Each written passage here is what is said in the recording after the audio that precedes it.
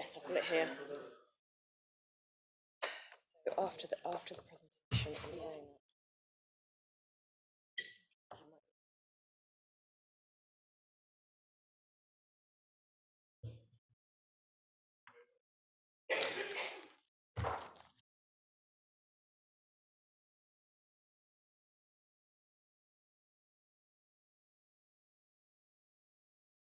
Got 30 seconds.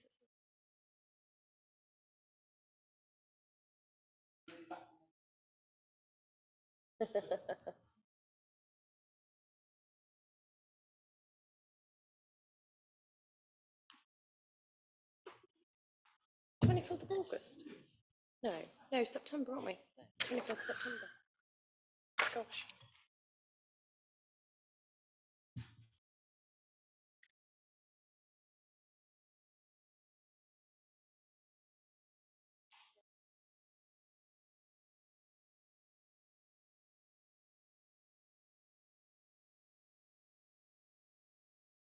Thank you, Margaret. Welcome to today's meeting, everybody. Thank you for coming. It is 21st of September 2023. Good grief. I'm just going to start with the chair's introduction that we get for every meeting. I'll make it as quick as I can. This is a public meeting and members of the public and press are permitted to report on the proceedings. Reporting includes filming, photographing, making an audio recording and providing commentary on proceedings. Please note this meeting is recorded and streamed live. These recordings are published on the relevant meeting page on the Council's website. By choosing to attend this public meeting, you are deemed to have been given your consent to being filmed or recorded and for any footage to be broadcast or published. If the alarm sounds, the premises must be evacuated immediately and do not spend time collecting your personal belongings. All emergency escape routes are clearly signed. Once you have left the building, the assembly point is in the High Street opposite the Guildhall.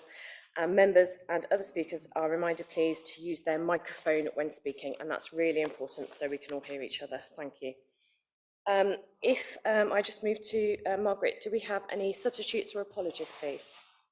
Yes, Chair, we have Councillor Stephen for Councillor Cross, and we've received no apologies.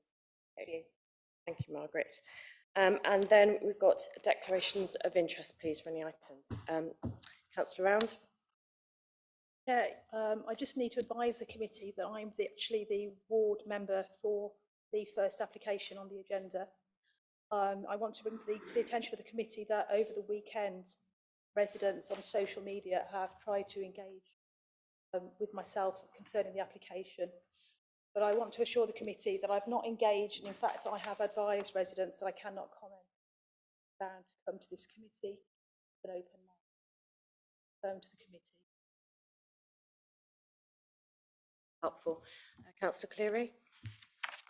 Regarding item number 8, Norfolk allotments, I'm a deputy site rep on another allotment site, not on this one, but I'm just making you aware of that, and I don't have any connection to this site, but just making you aware that I'm a deputy site rep on another site somewhere in the city.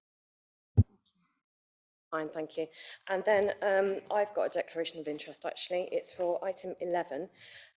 This was when I was present at a different committee. It's the PED committee in January, where the scheme was approved in respect of the current application. So what I would do, I will stay for the presentation and then I will leave the room, and it's going to be instead chaired by the Vice Chair, Pat Agar. And has anybody else got that? Yeah. So Councillor De Serra, you were at that meeting with me as well. So thank you. So is that all the declarations?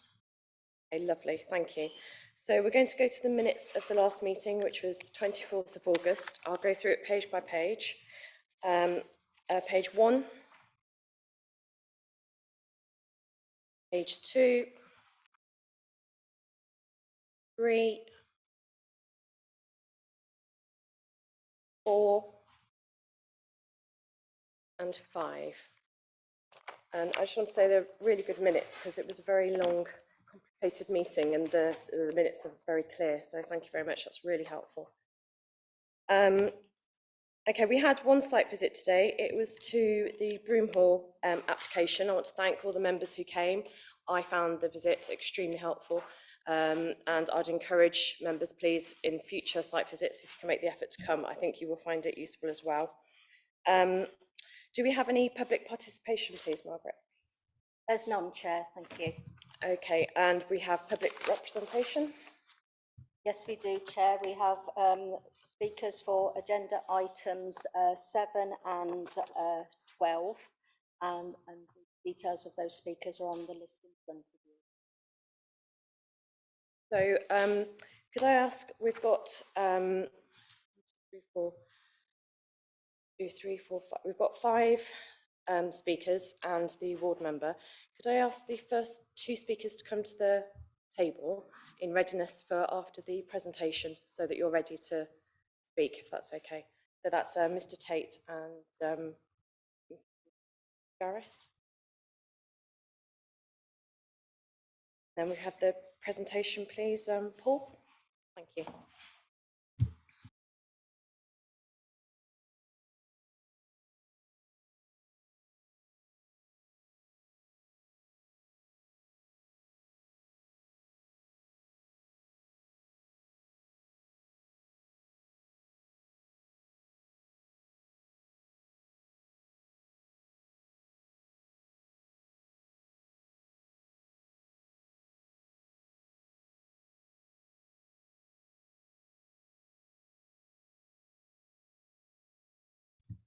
We'll get there in a minute, members. Excuse me.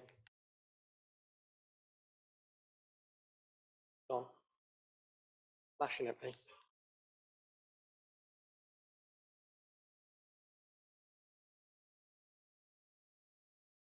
Try clicking on the slide sometimes.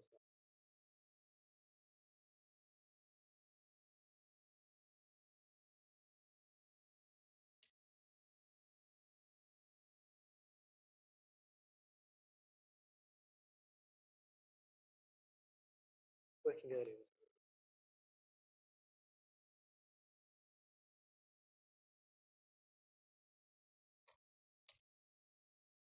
Thank you.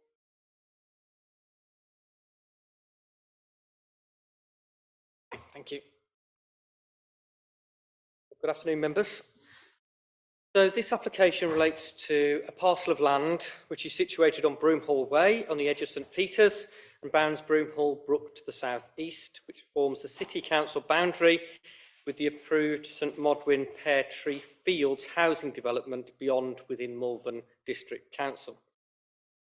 The main area of the site falls outside many of the fluvial or surface water flooding areas. Members have had the opportunity to view the site earlier this afternoon as part of the site visit.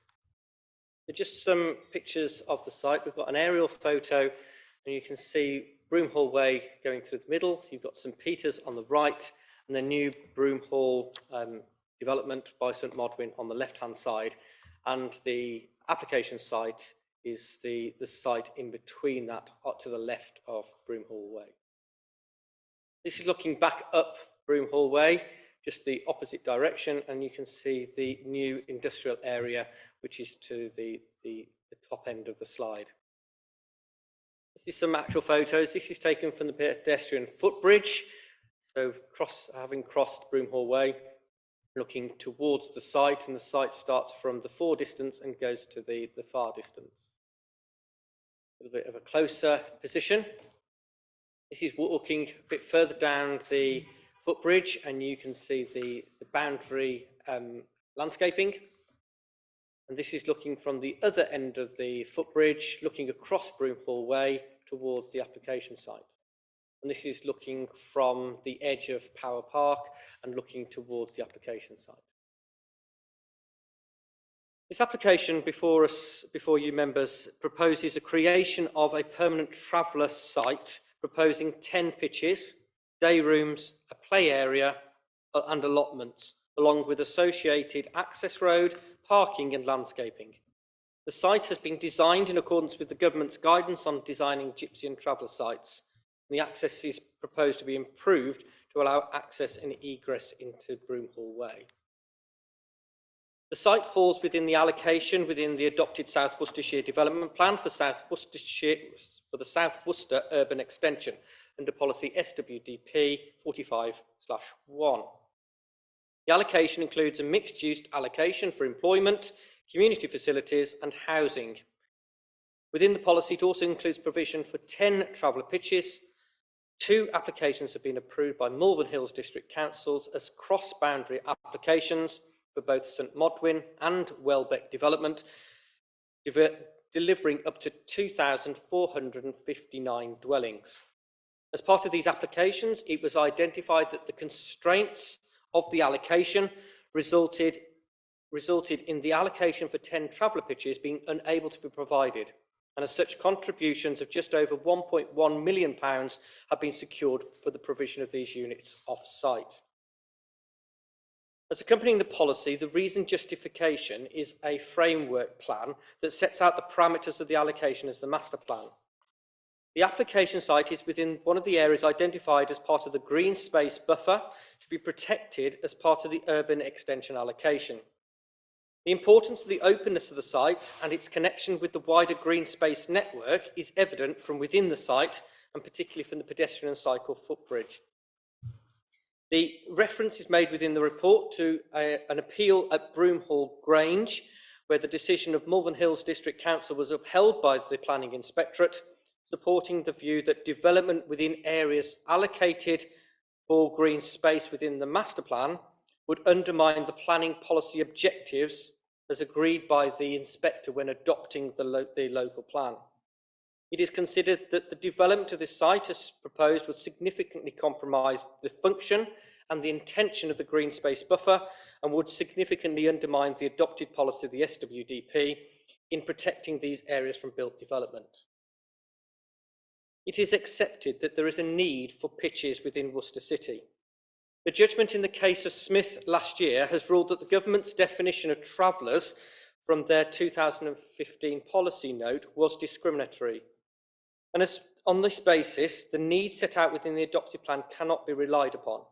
But the ethnic need figures as set out within the Gypsy and Traveller Accommodation Assessment provide a better picture of need.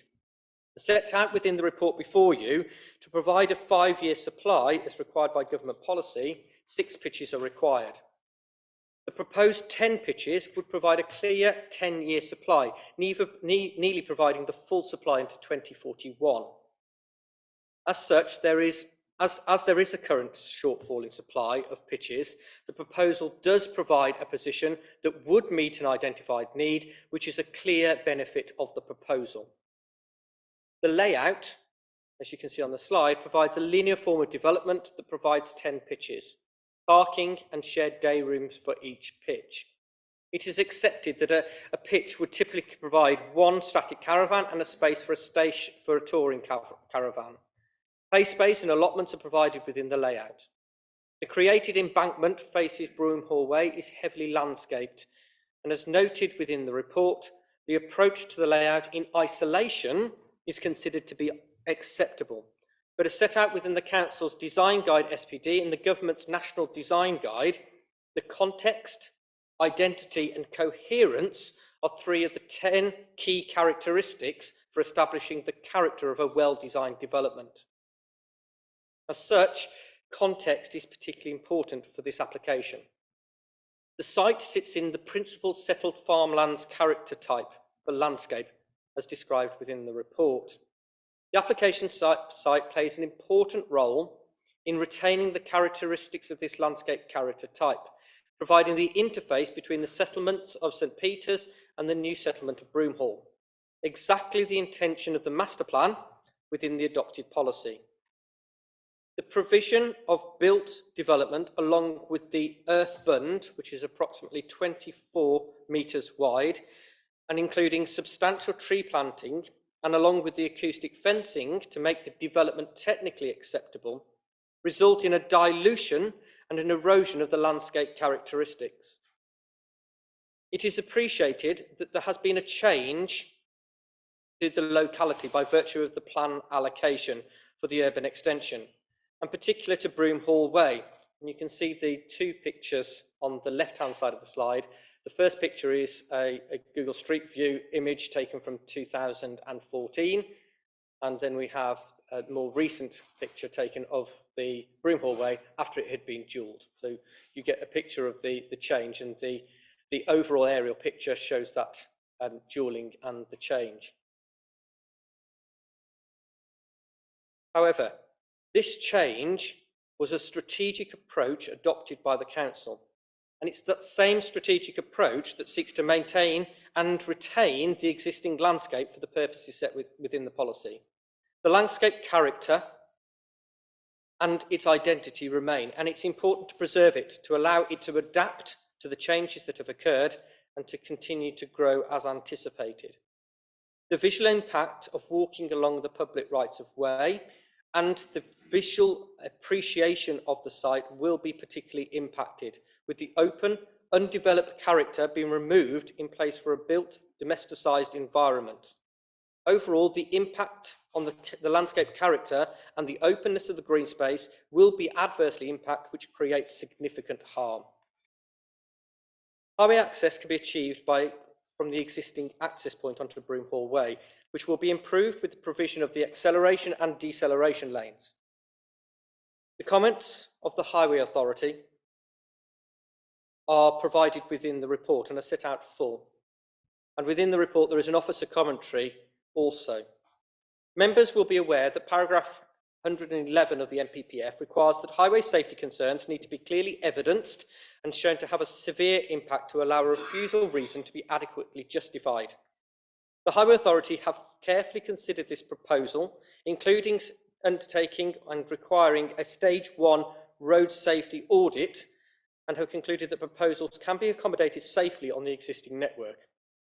These comments have been assessed carefully by officers who have reached the same conclusion.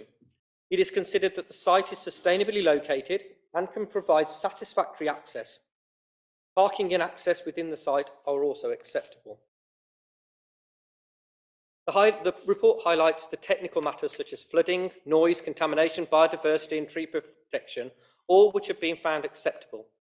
It should be noted that in respect of noise, the development is only acceptable on the basis of the provision of the earth bunding and the acoustic fencing.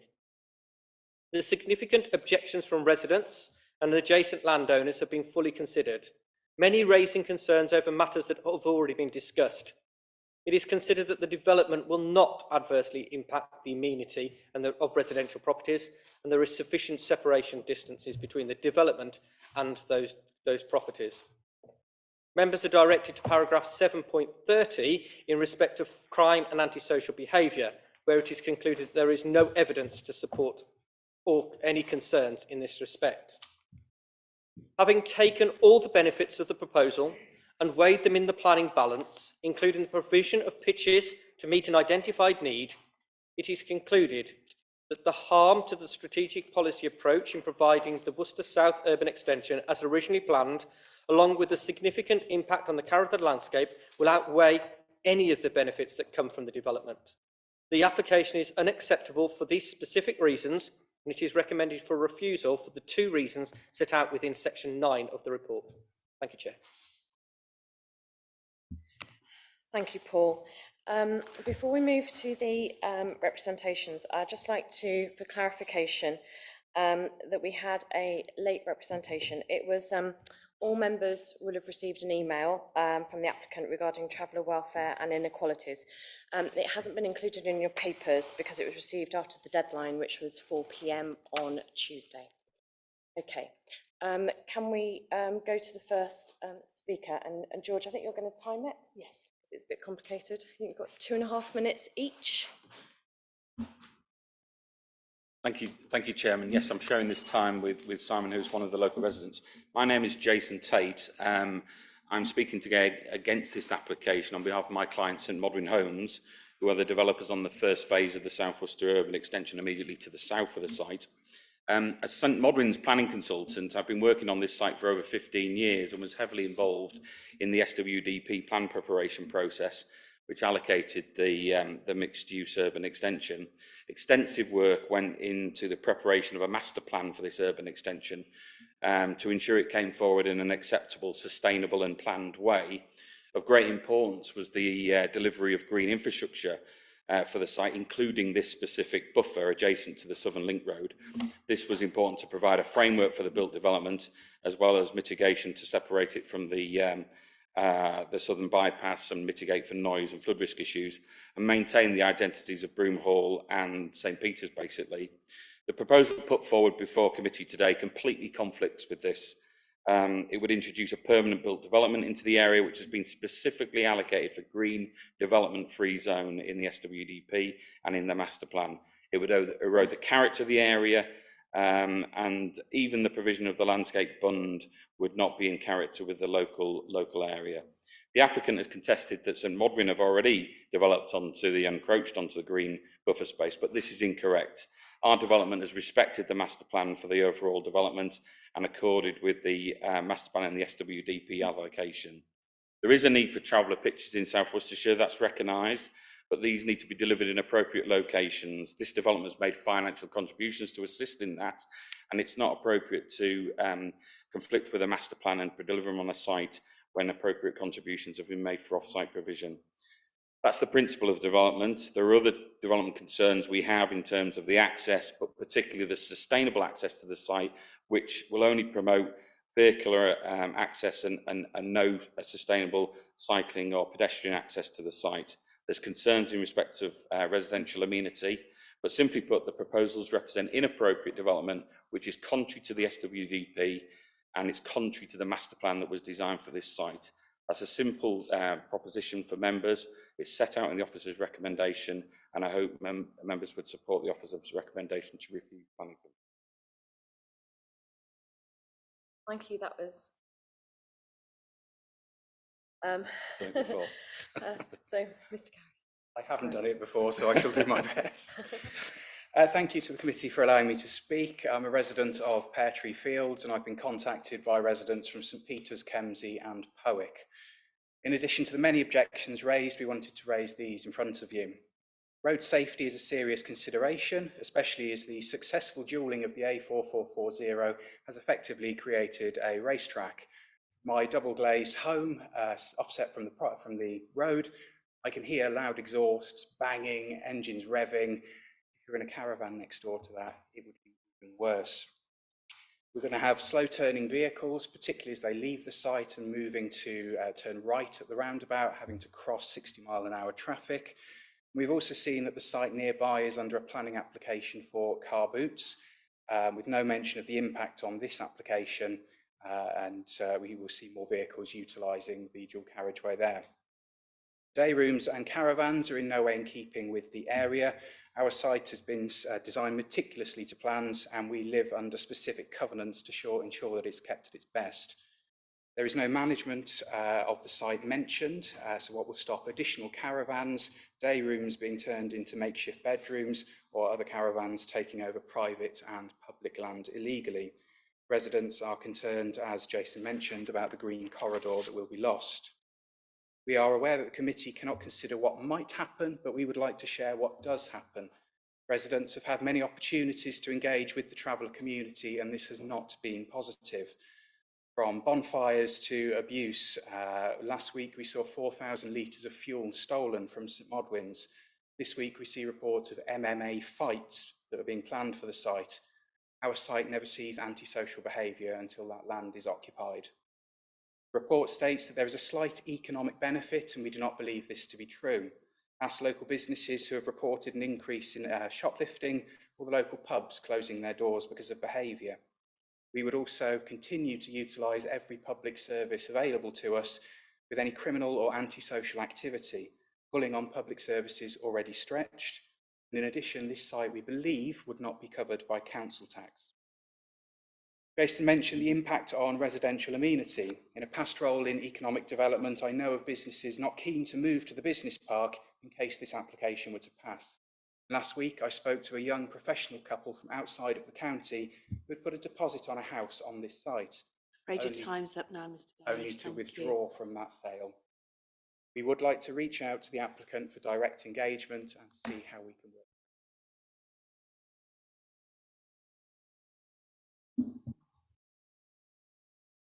Thank you both. And before you leave your seats, I think, because we've got so many speakers, it'd be good to open the floor, just if anyone's got any questions, just for you.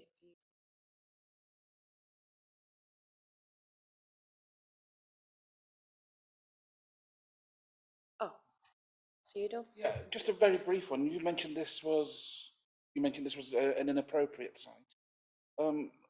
Probably unfair for me to ask this question, but what is an appropriate site? What does an appropriate site look like? Well, obviously, the location needs to be specifically master planned and designed into a location which is to be receptive to that use. So they need to be carefully accommodated into different locations and be compatible with the adjoining uses. And also make sure that they're not taking up valuable space that's required for another purpose. In this case, required for landscape screening and an appropriate buffer, the urban extension. So it's making sure that it's an area that's not planned for another use, an area that's suitable for this use.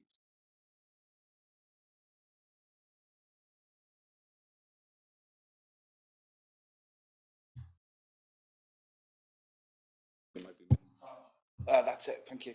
Do I take it therefore that the permanent nature of the occupation is something which is therefore of concern? And if it was changed, again, this may be an unfair question, to a transit site, that would be a bit more sympathetic to your cause, your concerns, as that would not be a permanent site and that would only be occupied for so many weeks at a time. Councillor Udall, that's not a consideration before us. We have to consider the application before us. I absolutely agree, but I'm trying to balance the difference between permanent and temporary and what the issue of permanence is.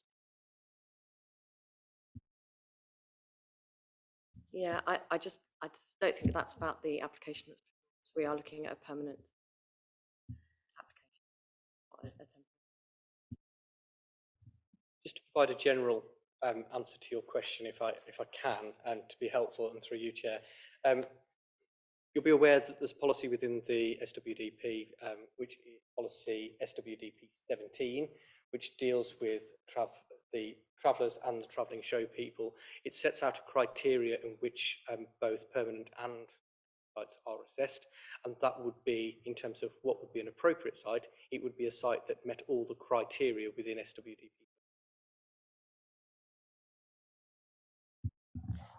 Yeah, thank you, Paul. Councillor Sarah? Thank you, Chair. So I'm getting an inference that you're already experiencing antisocial behaviour from the traveller community, but where are they when they're delivering, they're not here, are they? They are, I'm afraid. So the site is regularly used as a place for the travelling community. Whether there is permission in place for that, but we have long periods of time.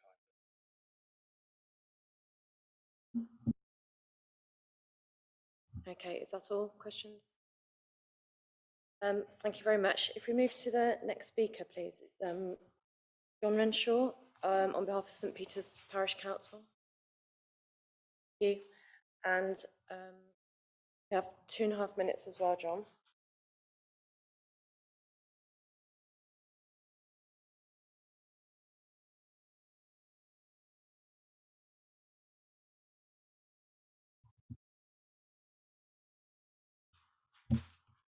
Good afternoon. My name's John Renshaw and I'm here this afternoon to represent the views of St Peter's Parish Council, within whose boundaries the proposed development would take place. The Parish Council opposes this planning application being approved for the following reasons. Firstly, it would result in a severe erosion of the purpose and effectiveness of the green space between adjacent to Broomhall Way required by the South Worcestershire Development Plan. It would further urbanise suburb of Worcester, which until recently had the look and feel of a semi-rural location. By road, the sole access to the site is from a busy dual carriageway with a 60-mile-an-hour speed limit. There is no accident data available on Broomhill Way after the end of January 2021. At the time, the dual carriageway was still under construction with vehicles being restricted by temporary speed limits. We can only guess what the impact of this development on traffic would be now all the work has been completed and speed restrictions lifted. By foot, the nearest shops and other services to the site are located in St Peter's on the opposite side of Broomhall Way. To the west, down to the Ketch roundabout, there is no safe crossing point across Broomhall Way. To the east, to the Norton roundabout, There is one safe crossing point via the Broomhall Way footbridge. However, access to the footbridge from the proposed site is across land not owned or controlled by the applicant. The acoustics report states that the noise levels on the site will be unacceptable for residential purposes. The applicant proposes to address this by erecting a continuous 2-metre high acoustic fence on top of the bund, a total height being 4 metres. Other recent construction work in St Peter's, such as the Carrington Bridge underpass and the 2 footbridges across the Southern Link Road, have attracted graffiti. We have concerns that this structure will do the same, creating an unsightly blot on the landscape, not just for the residents of St Peter's, but also for visitors approaching the city along the Southern Link Road. The applicant has not proposed to plant any hedging or trees to the north of the fence to soften the impact. Our view is that the underlying problem with this proposal from the start has been its location. Within the South Worcestershire Traveller and Travelling Show People Site Allocation Development Plan Revised Site Assessment Background Report 2021, the site was assessed as unsuitable for travellers. This proposal does not change in any meaningful way the significant problems that this scheme has always had, and we urge the Planning Committee to reject the proposal. Thank you.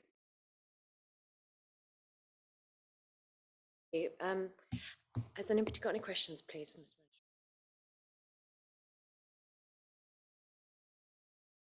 Thank you very much for your representation.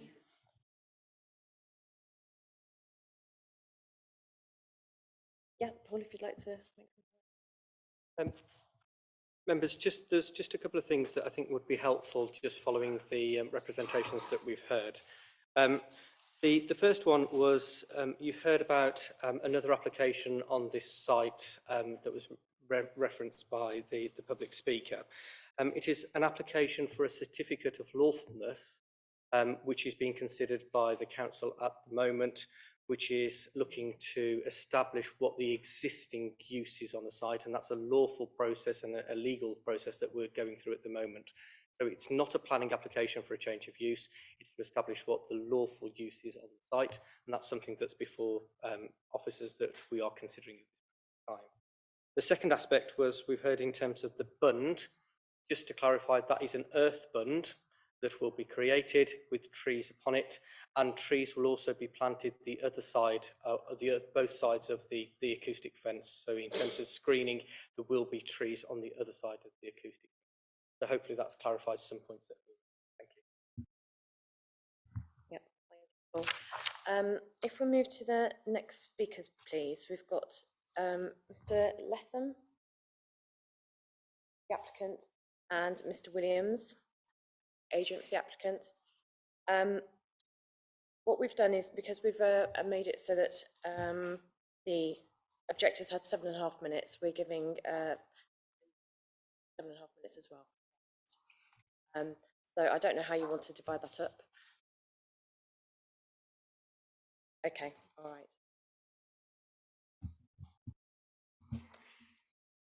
Good afternoon.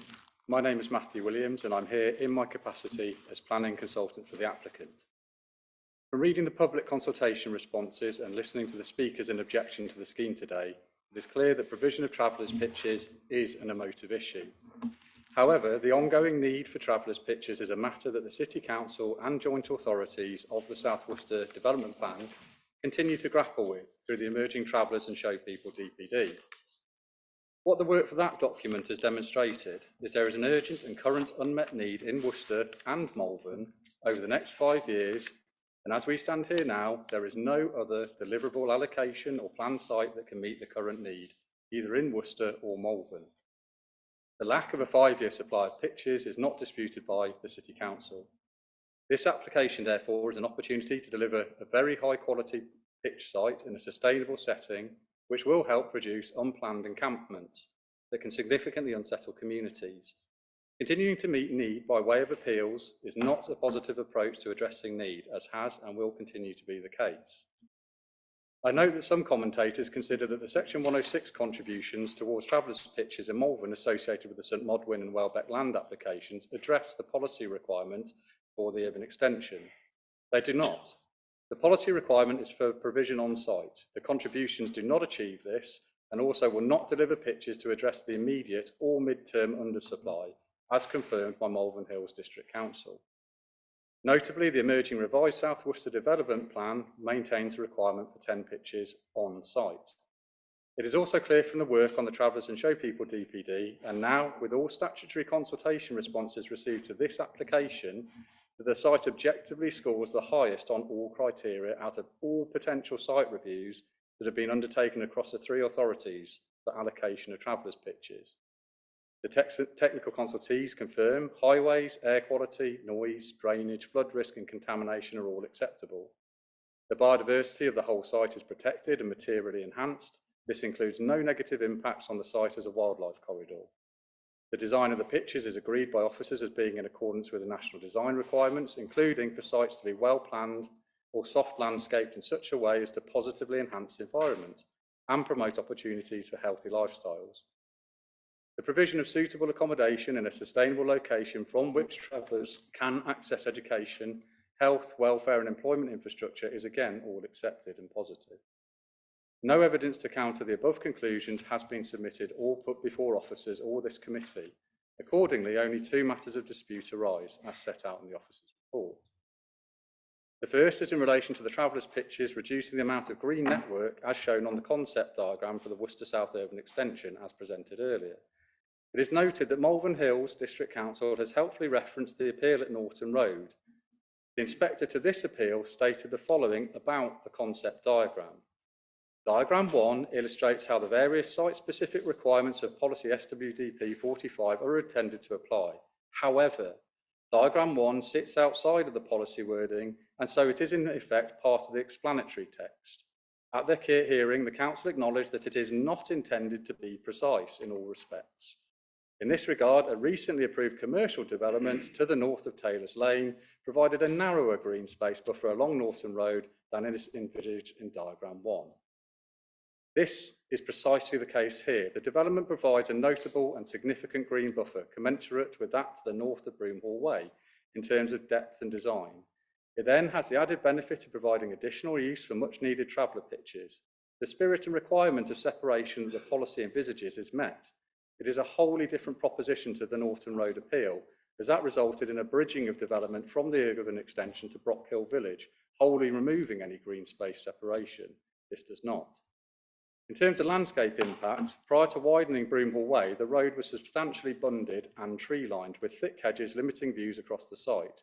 The proposal would effectively reinstate this approach with tree planting on a bund, screening any fencing, which is not dissimilar to that previously removed.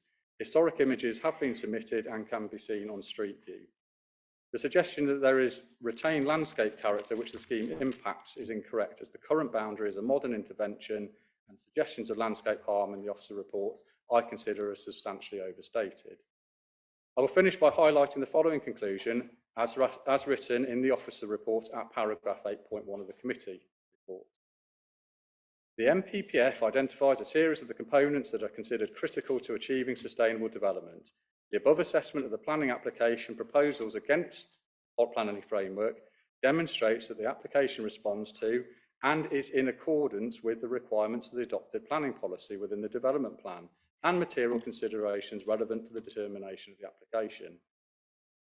As noted above, the scheme is compliant with policy, and even if there was a minor conflict in terms of green space, the exceptional landscaping which maintains separation alongside also making best use of land through a low density use tempers any suggested harm.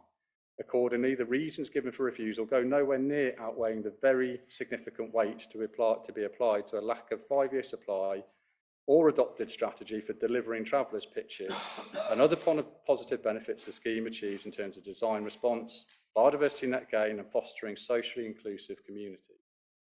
Thank you for your time. I'll hand over to Mr. Leatham now for a few words.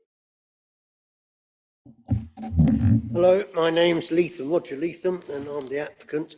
I haven't got time for the background and how we arrived at this situation, so we'll have to skip that, how we're here now. What I want to do is the elephant in the room here, which is gypsies, and I'd like to take that out of the equation and paint for you a different scenario, if I may. We'll be dealing with, if this is refugees, and I want to tell you what the situation would be, these people would have a life expectancy 10 or 12 years less than ourselves. Their child mortality rate is 20 times higher than ourselves. The mother will also have twice as many miscarriages. Her child will be 4 times more likely to require special education or mental health needs than her own children. Her child will go on to have the lowest literacy rate of all ethnic groups. Adults have a 62% rate of illiteracy. 42% will have life limitation conditions. They'll be 7 times more likely to commit suicide. 91% will suffer abuse and discrimination throughout their lifetimes. The Commission for Racial Equality determined the lack of authorised sites not perpetuates but exacerbates these very problems. These are not fallacies, these are actually comments from the Equality and Rights Commission, quotes from the House of Commons report and from Bristol Health and Society, up to date 21-22. A lack of stable and secure home, with a lack of education, lack of consistent and continuous healthcare, with a lack of support and the ability to access public services, leads to these situations. The designation here is for permanent homes, not transient. These are for people who made a conscious decision to change their lifestyle, their way of life. They cannot do so without our help. They cannot just go and buy a house. We need their support to get rid of all this discrimination. Run out of time, I suspect, so sorry.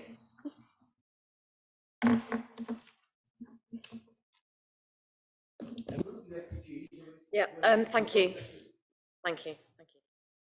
Does anybody have any questions, please, for the speakers? Councillor Stephen. We went to have a look at the site today.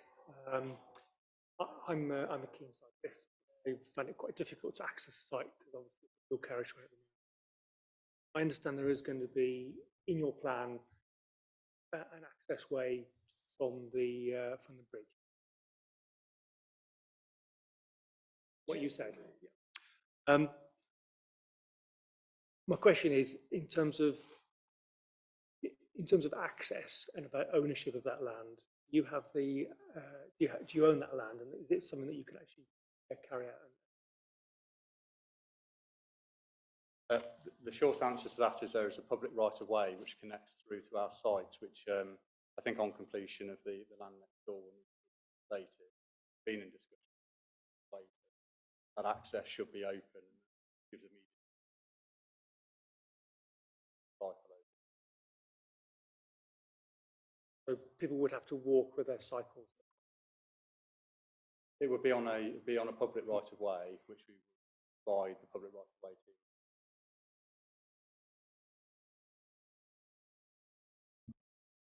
As well. Actually, if I just have Councillor. Got 3 questions, if I may. Really? First of all, Sorry. is there any proposal for management of the site? An occupational manager, somebody who will be resident on the site to look after the site and manage the processes therein? We are in discussions as well. There will be a management situation. There will be people on site who will look after that site. The biggest problem a lot of gypsies have is security themselves, where they are attacked. So it's inherent that there must be someone there to protect them from that situation. We're also in discussion with a couple of housing association people, I can't say more, who actually do manage existing sites. Sorry. I was just going to say, and that would be secured by condition or in the section 106 if it was granted. It's mentioned in the document which I've read, but it's uncertain whether street lighting is to be provided. Can you confirm otherwise? It will be provided at a low level, but it will be consistent with the condition that's been recommended by Highways. And my third and final question, the reference to pitches next to the permanent sites, is that for visitors or for the storage of the vehicles of the tenants of the properties, or will it be for hire for transit visits? No, it's associated with the tenant, so it's Thank you. I think we've just got a clarification, please. Members, just in respect of the question that was asked in terms of the access from the site onto the footprint, absolutely correct that there is a public right-of-way that exists through the site and then out onto the public right-of-way network, then links to the footprint. We did try and find that this morning on site, and as the applicant and his agent have said, at the moment that's inaccessible, but it will need to be opened up again. In terms of the proposals, as far as we're aware, there is a section that will not be a bridle way. So in terms of access, in terms of cycles, there will be, should this application accepted, there will be a section where cyclists will have to dismount and push because it's not suitable for riding cycles, and then the full cycle. Councillor Stephen, you got your second question? Sorry, it's another cycling question. So in most applications, be there an office, home or whatever, we normally would insist covered, secure, cycle path. I was looking through the application and I couldn't really see any detail about how that was going to be provisioned in the design. I think it mentioned somewhere about possibly being able to store their bikes in a day room. I would thought that's probably not a particularly good place to. Most people wouldn't store their bikes in their living room. I just want to confirm, is that where you're intending bikes would be stored? Be loud enough without that. Yes, that's the intention. The day rooms are sufficiently sized. What is the purpose of the day room? A day room allows you to have facilities. Break out from the caravan. Design, the normal design approach. Yeah.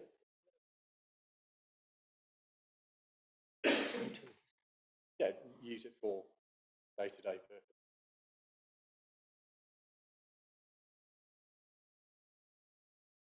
Any other questions? Thank you very much.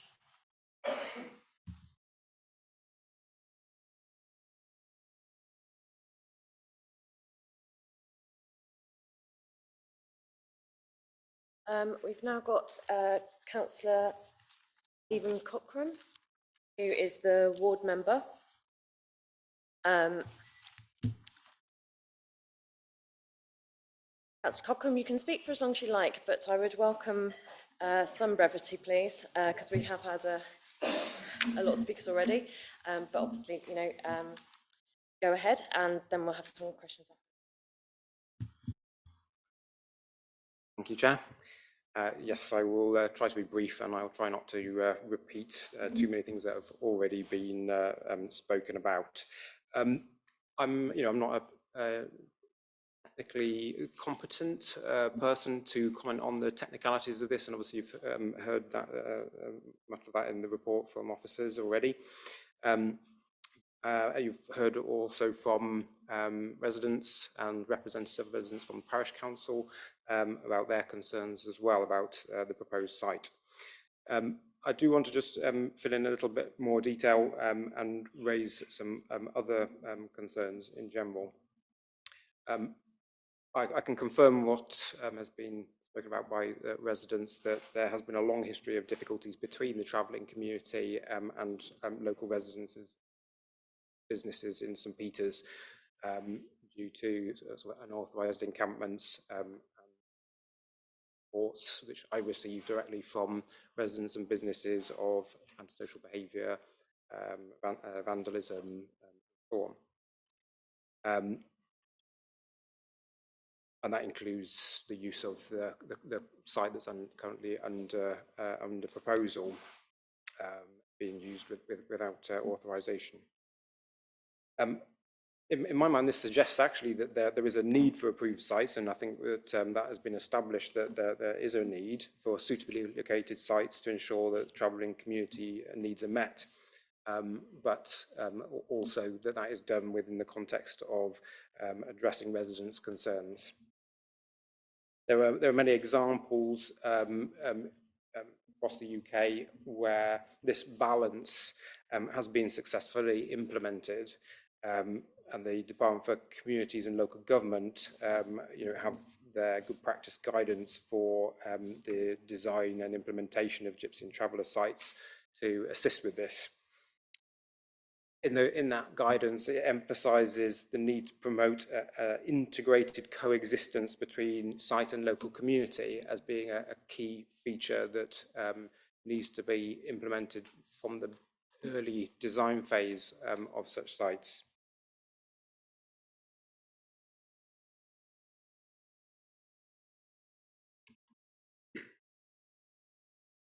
And in terms of ensuring that your permanent sites are sustainable and that they contribute towards community cohesion, it's this early interaction with both the Gypsy and travelling community and local residents that is a key to providing that sustainability.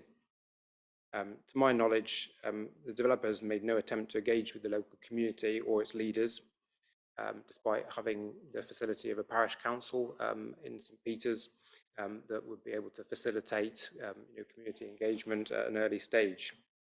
And I think that lack of consultation, that lack of engagement is part of the reason that you see such a strength of feeling with so many residents responding with objections to the site. I think that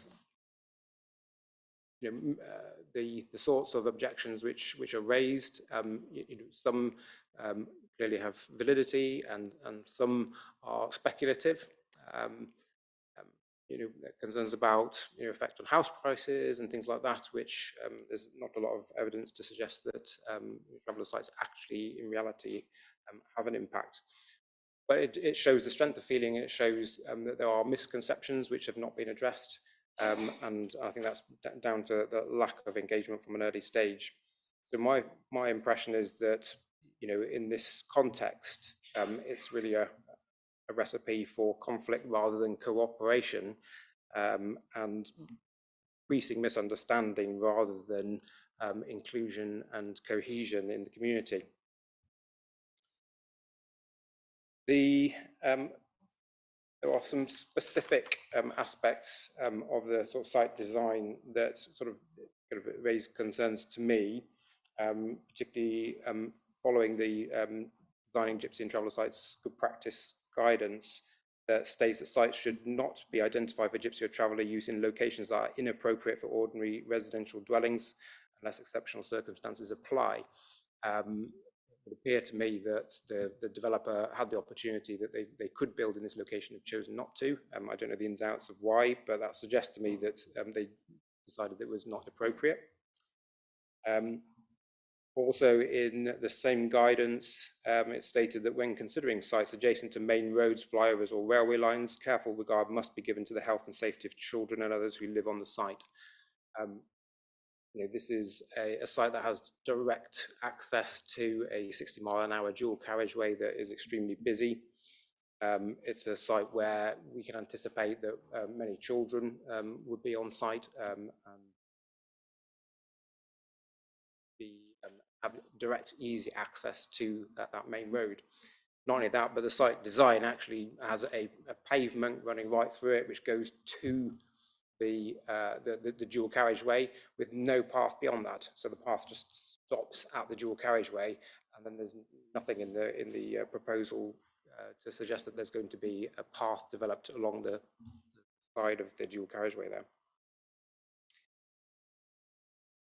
It's been mentioned already that there's sort of some vague notion that that there will be sort of a management of the site, but that surprises me because the plans don't appear to have a construction of a site manager's office, which would be a pretty standard feature of a site of this size.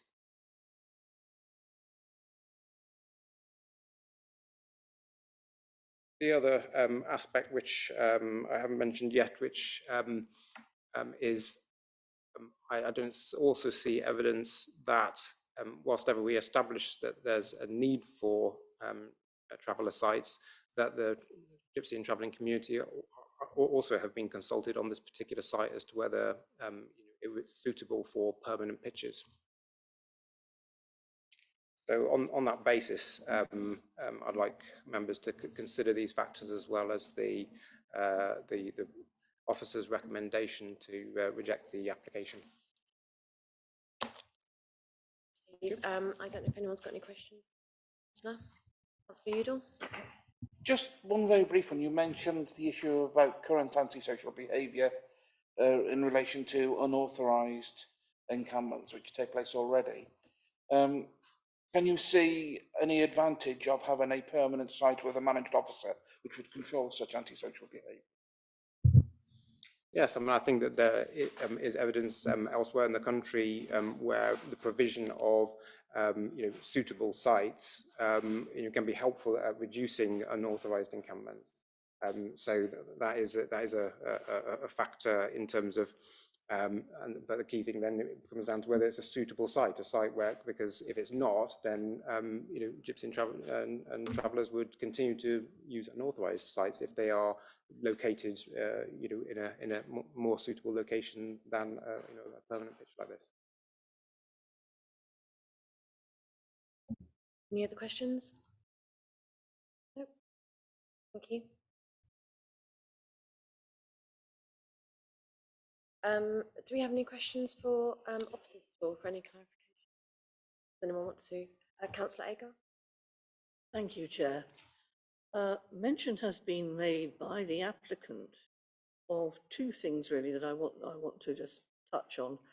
One, can our officers confirm that the gypsy and traveller, hang on a minute, GTAA, can I just say, yes, the shorthand, should be given minimal weight at this time because it's not in a sufficiently advanced stage. And secondly, mention was made of our lack of a 5-year housing land supply. Now, normally a tilted balance comes into play because we are over delivering on our housing requirements. Does that apply to traveller sites or does it not, for the benefit of the committee? Thank you. Through you, Chair. In terms of the GTAA, which is a specific evidence-based document, members can give that weight because that is the most up-to-date evidence. In terms of the Traveller DPD, which is going through and is at Regulation 19 stage, there is minimal weight that you can give to that because it hasn't been submitted. So in terms of the GTAA, which is the specific details, we can give it weight, yeah. But in terms of the policy document. Thank you. And then in terms of your second question, what was your 5-year supply? So in terms of the 5-year supply, there is a separate requirement for a 5-year supply of gypsy and traveller pitches. So when we're talking about 5-year supply, we're not talking about 5-year housing land supply, we're talking about 5-year gypsy traveller. For that clarity, I think that helps.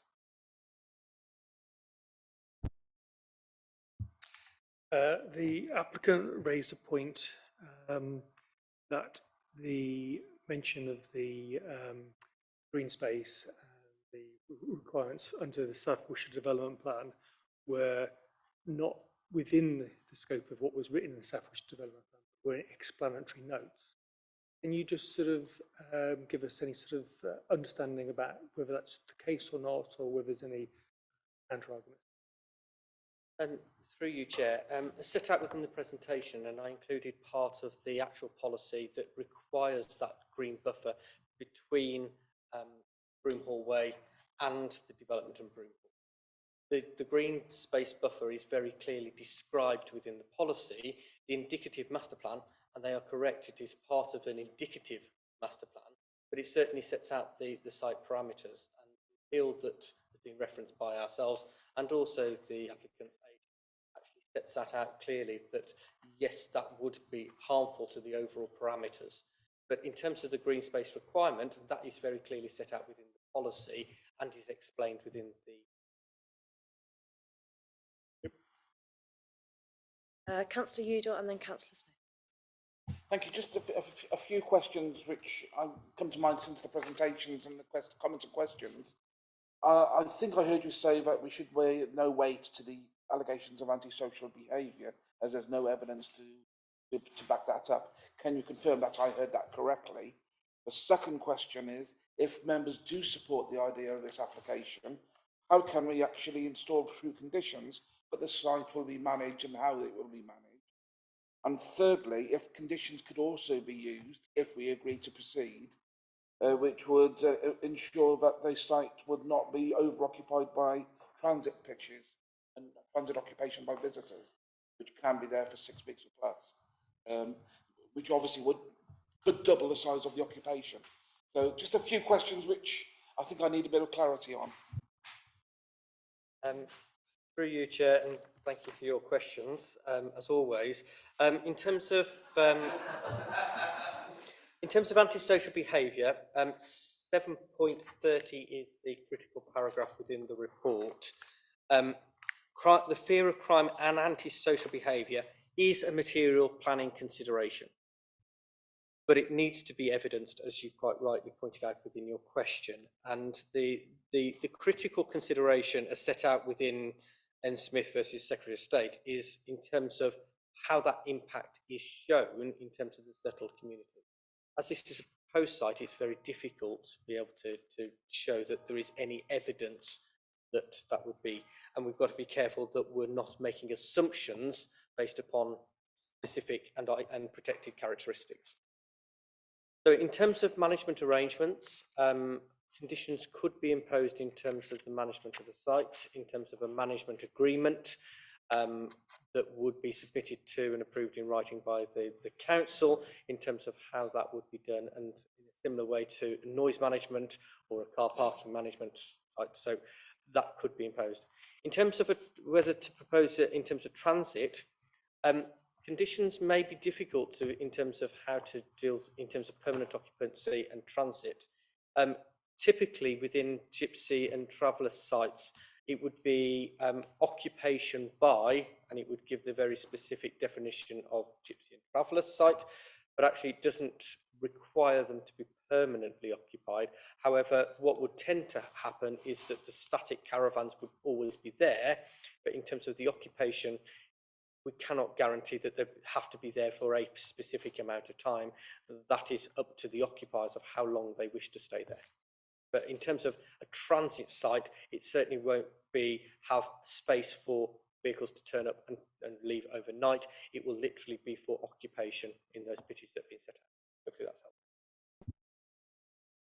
Councillor Smith? Can officers tell me, please, how many pitches we currently have in Worcester Travellers? And if this application should be rejected, can they identify any other sites in the area which would be considered more suitable?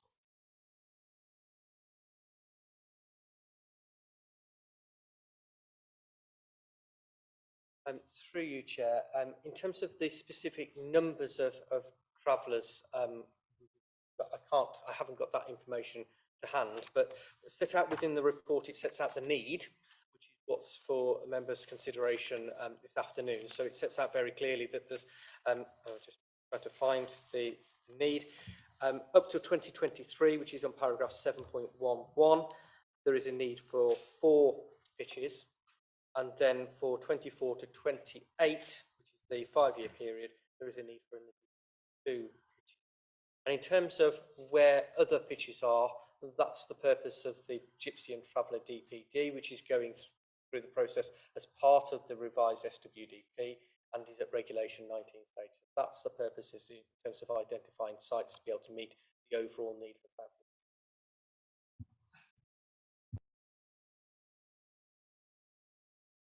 Clarify again, it's that we've got some contributions actually from development already that will provide for yeah, and again, through you, Chair, that is correct. There is contributions that have been afforded, but in terms of the officers' consideration, officers have taken the view that there is still a need and that doesn't meet the need as it stands at this moment in time, because the consideration that is before members is that there is an outstanding need. Whilst the contributions have been provided, that doesn't actually provide the pitches at this moment in time and meet the short-term needs. So in terms of the balance, what officers have done is have balanced the benefits of providing the site and that need against the harms that have been identified within the report. So yes, there are contributions, but actually from an officer's point of view, we have balanced it that actually we have given, and I think the phrase is great weight in terms of the need, because we feel that that still is a requirement. Excellent. I got any more questions, please? Would anybody like to comment on the proposal from the officers for refusal or for acceptance? That's for Stephen. For me, I can't support this. There are, for me, there's three reasons for that. First two are fairly minor, I think probably in many people's minds, but for me they're important. So I will state them, and that is, if we were building new housing here, I would say it would be completely ridiculous to say you wouldn't have an ability to cycle to your property. Why should you differentiate, discriminate against a particular site, saying that they should not be able to cycle to their property? First reason. Second reason, again, played on cycling again, that on every other application, we always insist that you have cycling provision. I make no apology for saying this, that I expect to see adequate cycle storage in every single application. I think it's really important that we design and build the world we want to see, and we want to see more active travel. You wouldn't expect someone in a regular home to have 1, 2, 3, or even 4 cycles stored in their kitchen. Why would we expect that to be acceptable? I think for those two reasons, and I understand those could be overcome with a shed outside, even the access and so on. So they're not going to be material things for the application. But I still think they're important because I'm disappointed they've got to this stage. I think they should be there. I think it's really important. The third reason, I think, is the most important one, and that is that when the South West Development Plan was approved, this land was put aside for particular use. It was put aside for a very good reason. It was put aside for green space, biodiversity corridor. So why does this change, whether it be housing or whether it be a travel site? It was put aside for a reason, and that's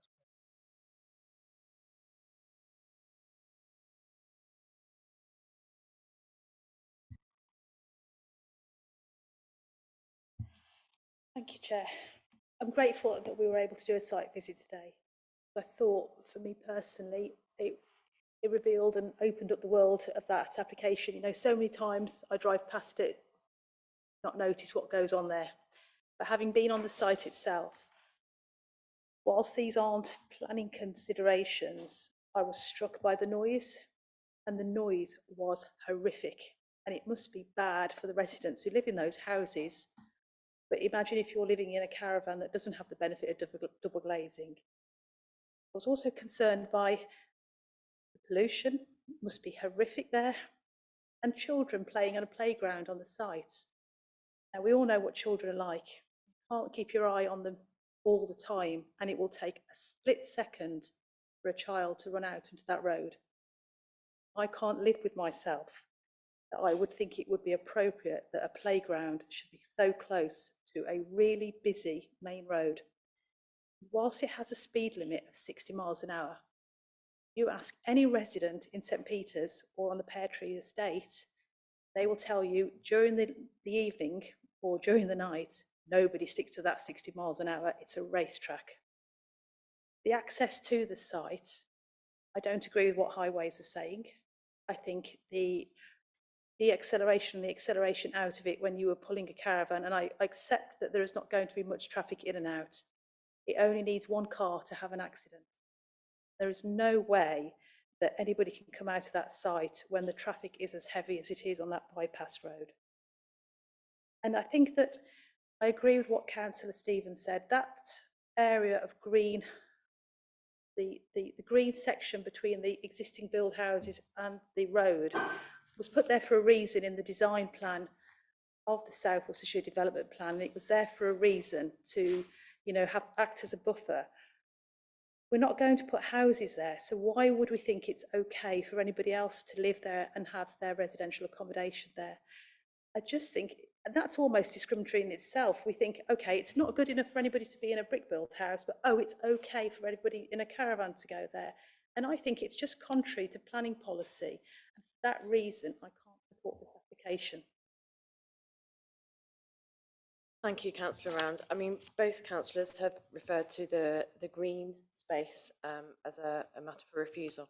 I mean, figure 3 for me makes that quite clear. You see the green wrapped round the development as a continuous corridor around the development. I found that diagram very helpful. I've got Councillor Agar. Thank you, Chair. Mr. Williams, I think it was, reminded us of the serious disadvantage and lack of equality that the Gypsies experience. And I recently found myself apologising to a group of them when they'd informally occupied a site in my ward. And I apologised because we didn't have suitable sites in the area. And I told them we were trying to find them and doing our best to find the most suitable sites for them. Sadly, I don't think this is one of them. I wouldn't want a human being, never mind a child, whose lungs are developing next to that road, not so close. Let alone the safety issues, the air quality issues will be horrendous. And I don't need an air quality assessment to tell me that. That's a very busy road. Aside from that, you're quite right that the green space is utterly vital. It is a buffer. It is a wildlife corridor, and I think it needs definitely to be preserved as such. There's not much question in my mind about that. That is the strongest reason that I can find for saying that this site is really to be protected. The openness of the landscape has been described as farmland, by our landscape officer. It's quite clear what they think about that. So I really do think we should be focusing on that as a major reason why we should say no. The site will continue to look for the right site. I think that is vital. So yeah, I do take the point. High rates of morbidity, and we need to do our best for them, but not here. Yeah, thank you, Councillor Agar. I think that's really helpful. Councillor Udall. Yes, thank you, Chair.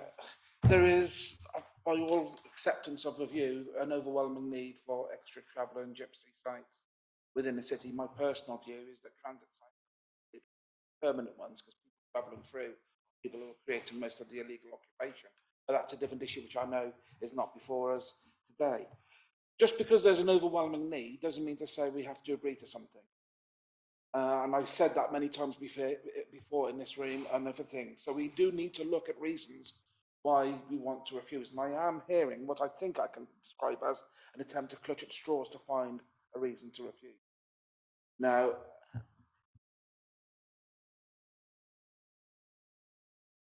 Policy is clutching at straws. well, obviously that's an opinion, and it's my opinion. But I think I heard the clutching of straws.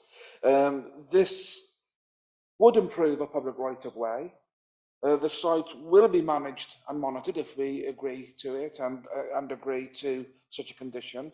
Lighting will be provided, which would be adequate according to what would be required by highways. And the highways themselves are not objecting or causing any concern about access to this site. The issue of antisocial behaviour has been raised. I think that's a red herring. We've already heard that there's no evidence of that actually exists. And what we're actually then hearing from them, the reality of the situation is this is a thinly layered level of prejudice for some people, not all, some people who are seeking ways to find ways to refuse this application. And I'm not talking about councillors here, I'm talking about objectors. So I have got those concerns, and for that reason, I am minded to support this application, but it should be heavily conditioned in order to protect the residents and to protect the occupiers of the land in the future. Councillor Cleary. Thanks, Chair. It's just a point, really. It's just something that's made me a little bit uncomfortable. We're talking about a management officer guarding these people, and it just seems a bit weird to me. These are adults, they're families with children, and we're talking about a management officer as if they in some way need to be guarded. Look, I just want to say that makes me feel uncomfortable, and we've been talking about that a bit. Okay, does anyone else have any comments, please, or any thoughts on the proposal? At the moment, we've got 3 councillors who've been on the refusal side and 1 supporting. So do we want to, anyone minded to support? Do we have anyone who would like to propose? Thank you, Councillor Agar.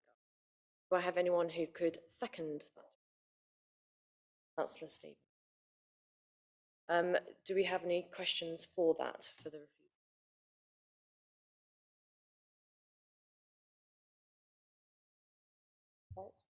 Okay. Is everyone happy to move to a vote based on that then, please? So can I have votes to support the recommended refusal reasons, which are set out in clause 9.1?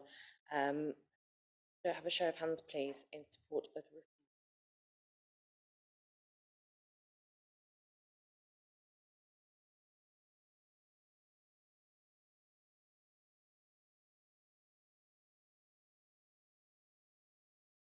Up again, sorry.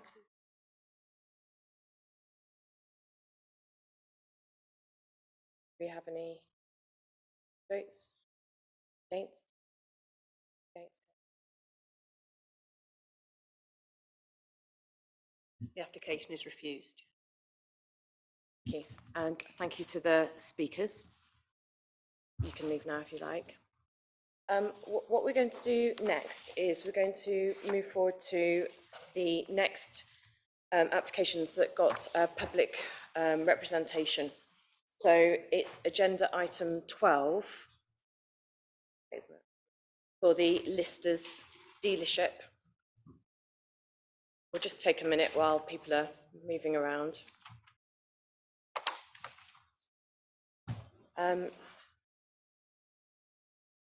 Mr. Baggett.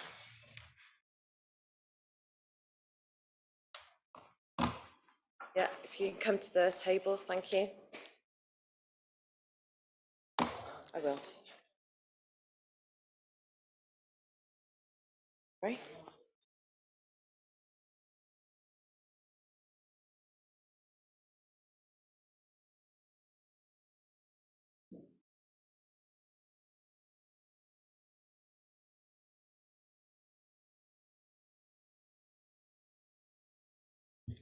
Okay. Okay. Just wait for the door to be closed.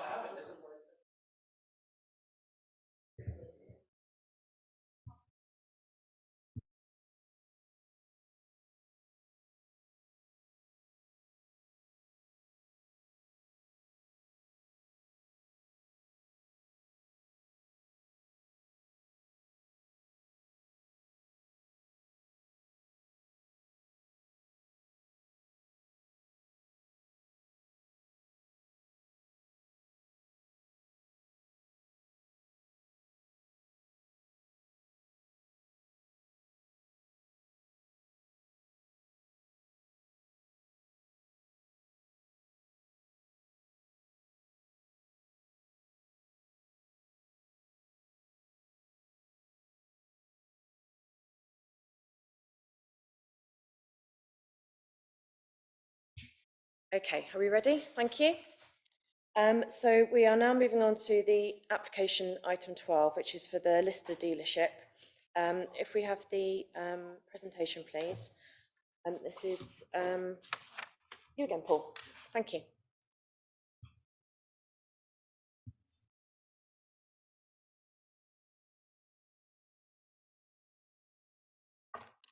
It is.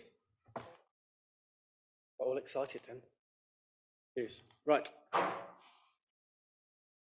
Well, members, this application relates to an existing car dealership located on the Bromyard Road. It sits adjacent to other commercial units to the east and residential dwellings to the south and west. Other car dealerships are situated close by on Bromyard Road. Just some pictures, an aerial view of the dealership. It's the white building on the left of the picture, of the left of Bromyard Road. And you can see quite a number of cars within its location. And that's just looking the other way towards the building, the white roofed building. Here's some pictures on a wet day of Bromyard Road and the application site. And this is looking within the site, and you can see there are a number of trees which will be referred to in a few moments. And again, just getting an idea of the surroundings and of the existing building. Planning permission was granted earlier this year for a new valet bay, along with an extension and alterations to the existing building as part of the change of dealership. This current application is identical to the previous application, albeit now providing MOT facilities as an integral part of the dealership and service operations. The extension of commercial units in this locality is acceptable in principle, with all the increase in employment of 24 additional staff, the increased economy activity, the scheme sits squarely in accordance with the policies of the development plan. The design of the proposal is acceptable and provides an improved visual appearance to the elevations. Got some pictures of that's the existing floor plan, and that's the proposed floor plan, and you can see that the extension is to build upon the right-hand side, just fill in that existing two gaps. So in terms of first floor, that's the proposed floor, first floor, which is again building upon that existing single-story area. In terms of elevations, those are the existing elevations, and that is the proposed elevation. So just going backwards, existing, if you focus on the top one, is probably the most useful, and then you can see that it's extended and the cladding provided to show the Volvo dealership.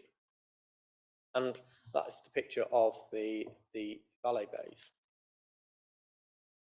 So the concerns have been expressed by a local ward member in terms of parking provision within the site and displacement of vehicles onto surrounding streets, resulting in the call of this application into committee. The proposed bays will result in the loss of 7 car parking spaces. Parking for customers, staff and display vehicles will all be controlled within the site. Travel planning and cycle parking will be provided to manage employees' journeys. It's also highlighted by the applicant that the 13 spaces which are allocated for demonstration cars are used by employees, so providing employee parking. The Highway Authority have assessed this application and the parking levels carefully and have concluded that the provision is acceptable and will not result in an adverse displacement onto surrounding streets.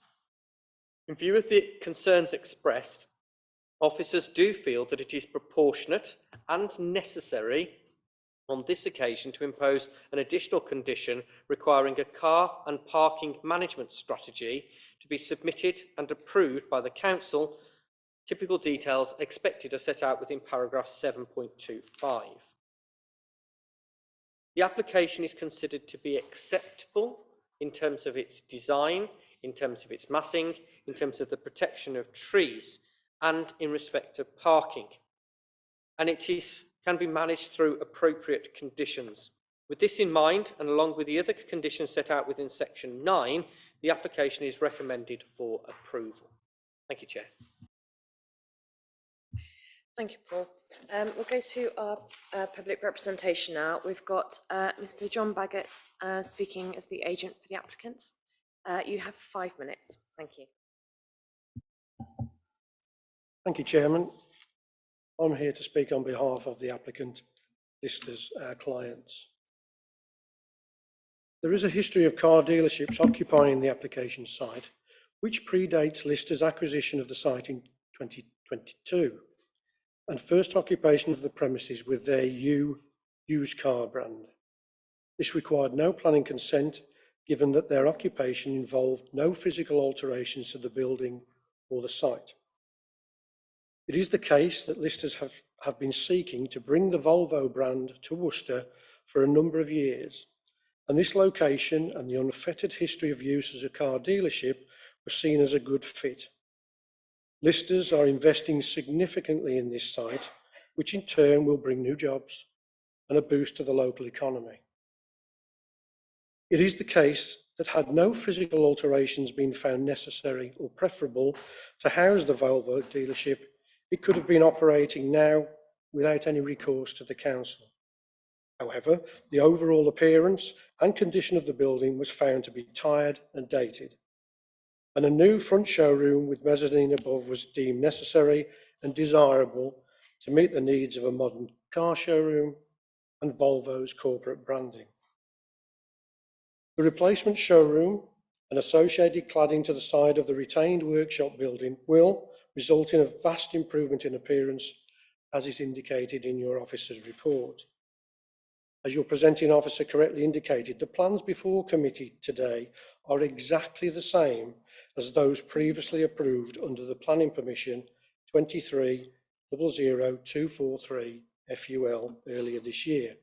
That is to say, they are not similar, they are exactly the same in every way, including the MOT testing facilities, which is clearly identified on the ground floor internal layout plan. The only difference between the previously approved application and the one before you today is the inclusion of specific reference to MOT testing facilities in the application description. This is required purely for DVLA licensing purposes. In all other regards, the application and the associated internal and external plans and elevations are exactly the same as those previously approved. The previous decision must be a significant material consideration in the determination of the application before you, and we ask that you support your officer's recommendation to grant permission subject to the suggested conditions. Thank you, Chairman. Thank you, Mr. Baggett. Do we have any questions, please? Councillor Amos. Thank you, Chair. Mr. Baggett, can you tell me at the moment of your 24 employees, how many cycle to work? Through you, Chairman, Councillor, the site currently is being redeveloped, as you may well know, so there is nobody on site at the moment. That front section is down. Sorry, perhaps I didn't make myself clear, which is unusual, but how many of your current employees cycle to work? Nothing to do with the site, cycle, use a bike to get to work? There are cycle facilities, storage facilities there. I can't give you an exact number. How many cycle now? Well, perhaps I could say, are the cycle facilities that you've got, are they used? On the occasions I've been there, I have seen cycles stored at the back. There are racks at the back of the building already. But as I said earlier, it's not currently used, so I can't tell you how many are being used currently. The answer would be 0 at the moment. 0. Okay, that'll do for an answer, Mr. Baggett. In that case, can you tell me why you're proposing to take up space on the site for 6 more cycle spaces? Through you, Chairman, we're not. They're existing cycle spaces, cycle storage. Perhaps you can assist him, Mr. Baggett. In paragraph 7.21, it says the application site is proposed to provide 6 cycle stands and demand will be monitored. I don't know what that means, but it's going to be monitored. Again, Councillor, those aren't my words. There are 6 cycle stands there. They're available. We weren't proposing any additional because we didn't feel there was any need for any additional. There are 6 cycle stands available. Thank you. Got Councillor Stephen, please. Thank you. First of all, I'd just like to quickly say that Karen Lewing is a woman, and I think you should to the chair rather than chairman.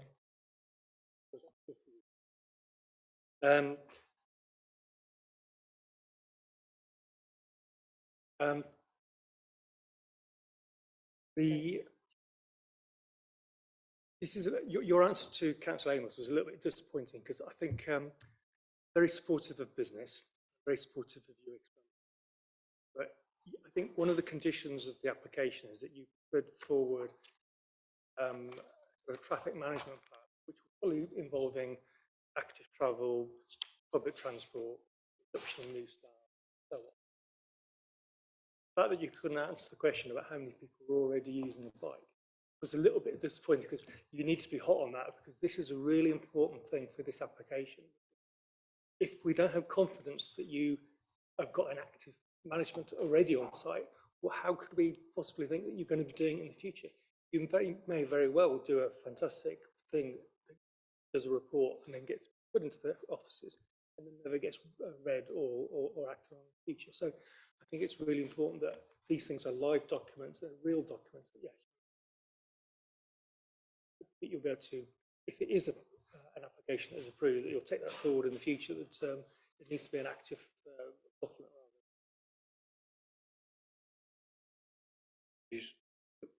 On that point, if I can just come back to you, I think the difficulty here is at the moment the dealership is not operating, it is being redeveloped. So obviously there is no staff on site. The only people on site at the moment are the contractors undertaking the works under the previous approval. There were 6 cycle stands already there previously. As part of the travel plan, which is a condition of the previous application, is also included on this one. We will be looking at, I know listers are very keen to use all best endeavours to provide incentives for their employees, you know, in terms of accessibility by other modes of transport rather than vehicles, private vehicles. So yes, take the message away, best endeavours, and we will be presenting a travel plan in due course, which is required by condition. Got Councillor Round, then Councillor.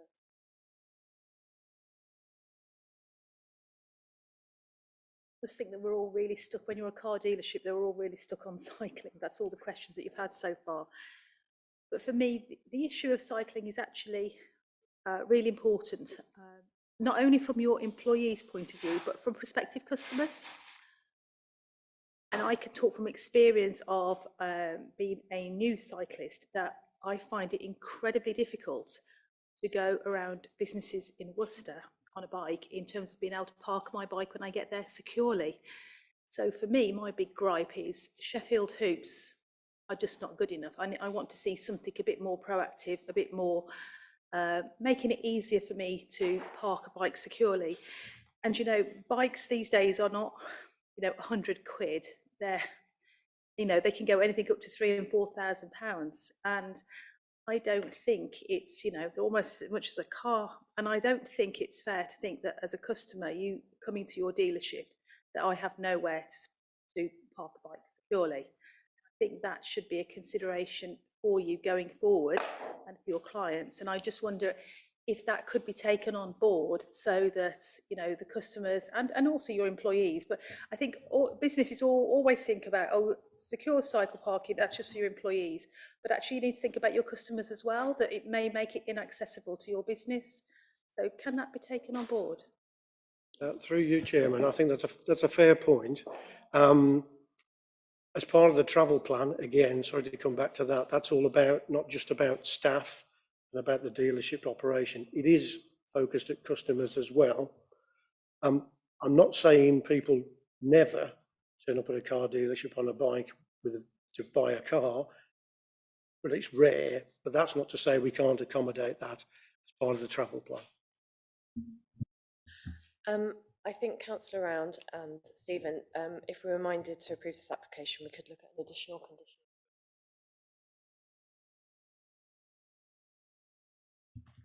Through you, Chair, I think that's certainly within the gift of the committee if they felt that it was something to make the development acceptable in terms of their considerations, that if they required further details of cycle parking to be provided, that's certainly within their gift to be able to do that, as long as you're satisfied that it meets the 6 tests for conditions. But we might want to take some advice from County Highways, so I don't know whether Karen's got any comments on that. Paul. Through you, Chair. Yeah, you've kind of said what I was going to say, Paul, and I did speak to Paul just before the committee about this. As you've heard, cycle parking is already identified on the plan. However, I believe it would have been appropriate for us to have included our condition requiring details of safe and accessible cycle parking to be provided. If members are minded to approve the application today, it'd be worthwhile requesting that additional condition.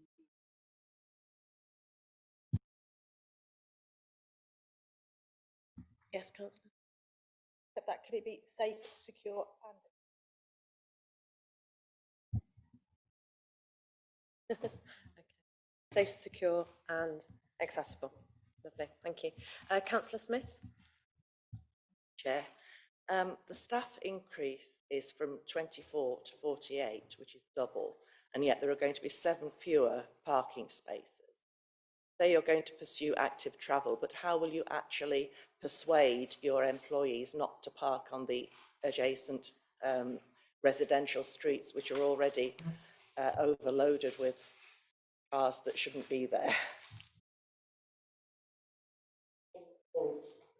Just on that point, Councillor, I did make a point of, that's the second time I've done this, having a look today around the various roads in the vicinity, Boughton Avenue, Watery Lane, Willis Place, etc. And there were pockets of parking, but I couldn't tell you whose cars they were particularly, and there's a combination of commercial premises within the vicinity. The condition that has been suggested by your officers regarding parking management, and also in terms of a complaints log, condition 8, which certainly listers are keen to obviously incentivise the use of cycle, public transport, etc. But also they take their responsibility very, very seriously about being a good neighbour. So they're going to want to ensure that this doesn't happen. You know, it's a case of getting the message across to their staff, and if listers can find some alternative parking elsewhere, they have done that other sites I'm aware of, then that's something they could look to do. But I can't guarantee to you that they'll be able to find additional parking sites somewhere else that they could use. But it's getting the message across to their staff to be good neighbours. Okay, I've got Councillor Udall and then Councillor. Yeah, thank you, Chair. I've been aware of this site for a very long time. In fact, I can actually remember when it was Brian's Gloves as a industrial unit before it became a car dealership. So I've got a number of concerns about what's been expressed. I am conscious and I'm aware that employees at the site may not be, when it was listers, before it was listers, were actually told by the employers to actually park on the highway because they were taking up spaces of customers on site. And they're actually encouraged, told, advised to park in residential areas. Can I have any verbal assurance from you that no such instruction will be given in future, and undertaken that will never be happening again? I believe it wasn't listers, it was people who were occupying the site prior to listers, but it certainly left a bad taste in residential mouths in the area. Obviously, Councillor, as you appreciate, I can't speak for what previous occupiers have done and said, but certainly take that message back to our client listers to get that message across. And how would you describe listers' relationship with local neighbours? Do they have regular communication with them? Is there notifications of events advised in advance? And is there a possibility of some sort of community forum which you could operate and lead with to actually build relationships, so to prevent any hostility and unexpected events occurring, so people would know how to complain if they have got issues in the future? Councillor, I'm certainly not aware of such a forum at the moment. I can take those comments back to listers. The point I would also like to iterate, it isn't just listers dealerships up there, you know, so I think it's a case of what's good for the goose ought to be good for the gander, but I take that message back. With be a good vibe, yeah. You done, Councillor Udall? Great. I've got Councillor Cleary, then Councillor Agar. Thanks, Chair. It's just an observation, really. Mr. Baggett's been here for 20 minutes, and over half of his time has been talking about cycles. I've got a bike, and I cycle about, but I think for him to come here and have to answer all these questions about cycles is a bit daft. And I don't think it reflects well on this committee, because we're not here to talk about cycles, we're here to talk about a car dealership. And I apologise to Mr. Baggett for having spent half his time having to talk about it. So no question. Okay, thank you. Councillor Agar? Thank you. I'm bearing in mind that the fallback position on this is that we've got an almost, not just similar, but almost the same application as we had. But the one thing I think I'm missing from this was, I mean, how will you be, well, what kind of renewable energy will you be using? You've got an MOT testing bay or whatever. Will you be using any renewable energy for your operation? Through you, Chair. Renewable energy, not as such, but in terms of the rebuild, the insulation, it's all about reducing energy usage,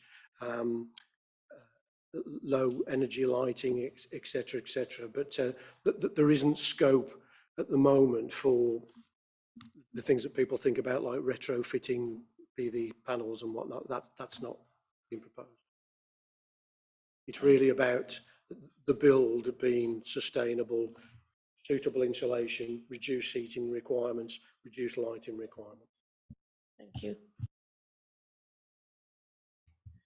And that's, I think we're just saying it, that's because it's not. Fortunately. It is a shame, though, that the building doesn't have any PV panels. Do I have any other comments, please? Any questions? Okay, well, thank you, Mr. Baggett, for your contribution. Very useful. Councillor Amos? Are we in general discussion now, Chair? Yes, please. Thank you, Chair. Can we please get the debate back to why this has been called in, which is about staff parking? And I'm grateful to Councillor Cleary for calling that to our attention. For a moment, I thought I was living on a parallel planet in a different universe, because we weren't talking about what the application has been called in for. Can I just say, Chair, right at the beginning, I welcome Vistas. I hope they're thriving. I hope they make a profit. I will wish them well with their new facility for MOT. And I fully support their existence. They're very welcome as a provision in the local area. The only issue is staff parking. And I raise it because there is an existing but growing problem of their staff and others, who's quite right, Ms. Baggett's quite right, parking in residential streets where it's inappropriate. Started with Boughton Avenue because the street there is very narrow. So if anybody parked in it, residents couldn't get in and out. So I introduced a yellow line restriction between 12 and 2, because they were daytime commuters, basically. So it was quite successful.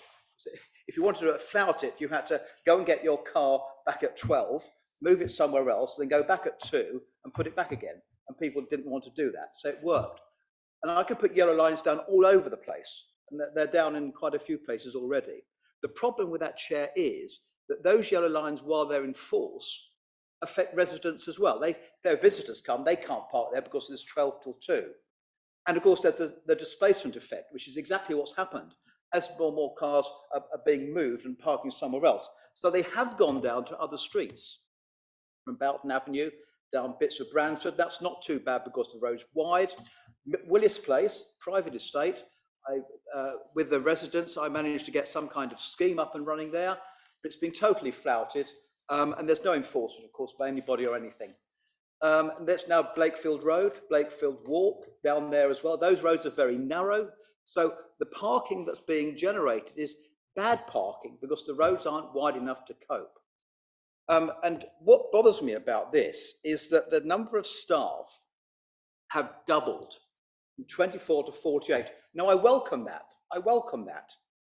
but the number of car parking spaces has been reduced by 7.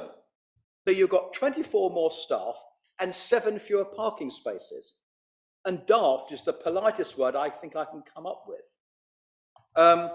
So the question is, what's going to happen? Are we going to assume that these extra 24 aren't going to come by car? Because experience tells us they will all come by car. Again, I have no problem with that. If people want to travel by car, I believe in freedom of choice. If people want to travel by car, good luck to them, travel by car. But it comes back to the same issue, where are they going to park? And my argument has always been they should park on site. That's where they should be parking. And I'm disappointed that we've heard nothing today about increasing the capacity on site for these 24 extra staff. So you've got now 24 extra cars, because I live in the real world, by the way. They're not going to be cycling up Bromyard Road, which is a narrow, fast road. Nobody, as Mr. Baggett says, there's no cyclists from the staff cycling there now. So why on earth would 24 new staff suddenly take to their bikes? If you're selling cars, you need to be presentable. You're not going to want to arrive hot, sweaty, windswept, wet, or cold. So you're not going to travel by bike. And I'm talking about staff parking, not visitors or because they're already catered for, or customers. So that's really the gist of it, Chair. Now, of course, we've got to, and you know, again, I think I'm in a parallel universe, because Mr. Round says this, that, and the other, and then, but his report actually gives us the reasons why we shouldn't be supporting this. It says in paragraph 7.15, with regard to the policy context, policy SWDP 21 requires that new development does not have a significant adverse effect on neighbouring amenity. We know that it already does. It then goes on to say in paragraph 7.19, development should only be prevented or refused on highways grounds if there would be an unacceptable impact on highway safety, or the residual cumulative impacts on the road network would be severe. And they are, because if you're going to take road space for parking and it's dispersed, residents, I know they have no right to park outside their house, but residents can't park anywhere near their house. And I'm not comfortable with women or elderly people having to walk a long way in the dark to get to their house because you've got other people parking there. So there is a health and safety issue there, Chair, and I think we should take it seriously. So there's, I've just quoted 2 policies which say why we shouldn't be supporting this. Now, of course, Mr. Round has tried to come up with a solution, and I thank him for that. But who is going to police this condition? I mean, it brings to mind police investigating complaints against the police. Who on earth would trust the outcome of that? So the problem we've got here is that the people who are going to police this scheme are the people who we're not actually comfortable with at the moment, because they're not providing the provision that we need. And I just don't know how it's going to work. I mean, it's always saying to people, oh yes, can you not come by car? Well, I mean, it's meaningless, isn't it? They're going to come by car, and I've got no problem with it. It's just the parking. So we've got a problem, Madam Chair. We've got a problem. What we're going to do is make it at least double it, because you've got to double the number of staff. We're taking away parking spaces when we need more. It's utter madness, frankly. And I wish perhaps I'll invite Mr. Round to come with me to knock on some doors, and then he can explain the logic of why he thinks this is an improvement. Because I can't. I'm quite imaginative, but dear me, this is interplanetary nonsense, isn't it? Thank you, Councillor Amos. I don't know whether it would be helpful, Karen, whether you could give Highways perspective, because we have deemed this to be an acceptable proposal. Thank you, Chair. I'll try. I don't know how helpful I can be. The issue we have here, and I appreciate this is not going to satisfy you, Councillor Amos, is that, as you've heard from Mr. Round and the applicant, there is an existing permission for this exact development that the applicant is currently implementing. The only reason we are here today is because they have asked for the word MOT to be included within their application description. They can and are implementing this exact permission now. So that's why we find ourselves in the situation of not being able to object, because that is the only change that we are being asked to comment on now. Now, whether we should have made different comments with the application that was approved earlier this year, well, that's another matter. I mean, I would like to say a couple of things. You are correct in that Mr. Baggott has said that nobody currently cycles, but that is because the development isn't yet there, and there are no staff on site. So that's why nobody's cycling, because there are no staff. They are currently implementing the permission. And I note your comments about staff parking on local streets. We don't have the evidence before us to say that is going to specifically be the people from this development. I mean, clearly it's not the people from this development because it's not currently in operation, but we don't have the evidence before us to say that those staff will park there. We've asked, we will, hopefully, if members are minded to approve it, an additional condition requiring the safe, secure and accessible cycle parking. You've heard the commitment from Mr. Baggott that they will, in terms of active travel and in terms of travel plan measures from the site and management of the site, an additional condition that, apologies Paul, I've forgotten the wording from it, but additional condition in terms of a site management plan. And I think we need to work with the developer to make sure that they implement that. We've required a travel plan that must be registered on ModeShift, and we can monitor it through there, and we will monitor it through there as officers. And I think that is the best we are going to get to with this application, with the fact that they have an extant permission. If I may just come back on that point, I'm grateful for Ms. Hanchett's comments, but I don't want to disappoint her and say that I don't agree with her, and I think she's wrong. Because when the original decision was made, the parking problems existed then. So I'm staggered that Highways could have come to a decision of no objection, no problem, when at the very time, I won't name the officers, they were putting yellow lines all over the place. They were investigating possibilities. They've looked at Scheme and Willis Place. They've done it in Belton Avenue. Blakefield Road is about to be done because of the parking down there.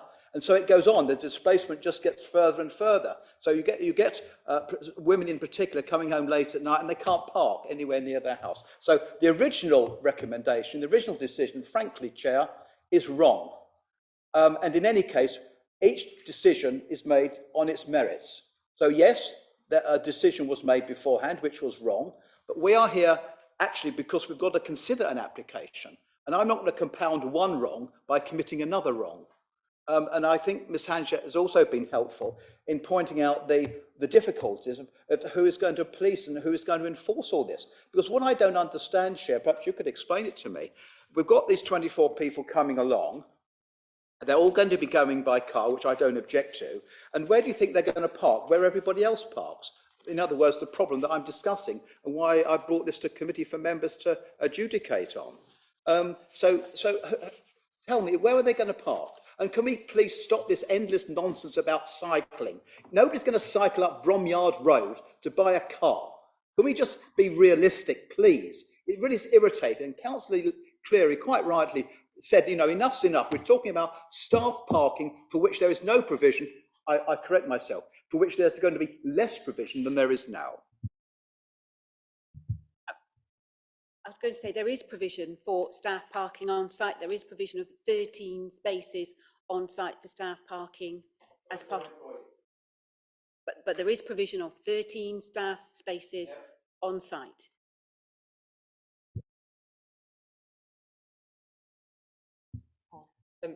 Just to be helpful, and I think Councillor Amos, you raised the question of the enforceability of conditions. And so I can comment on that if that's any help. The condition is worded in a very similar way to that this committee has experienced before in terms of noise management plans and other management plans that this committee has put on applications. So it will detail out how that and the specifics are there in condition 8.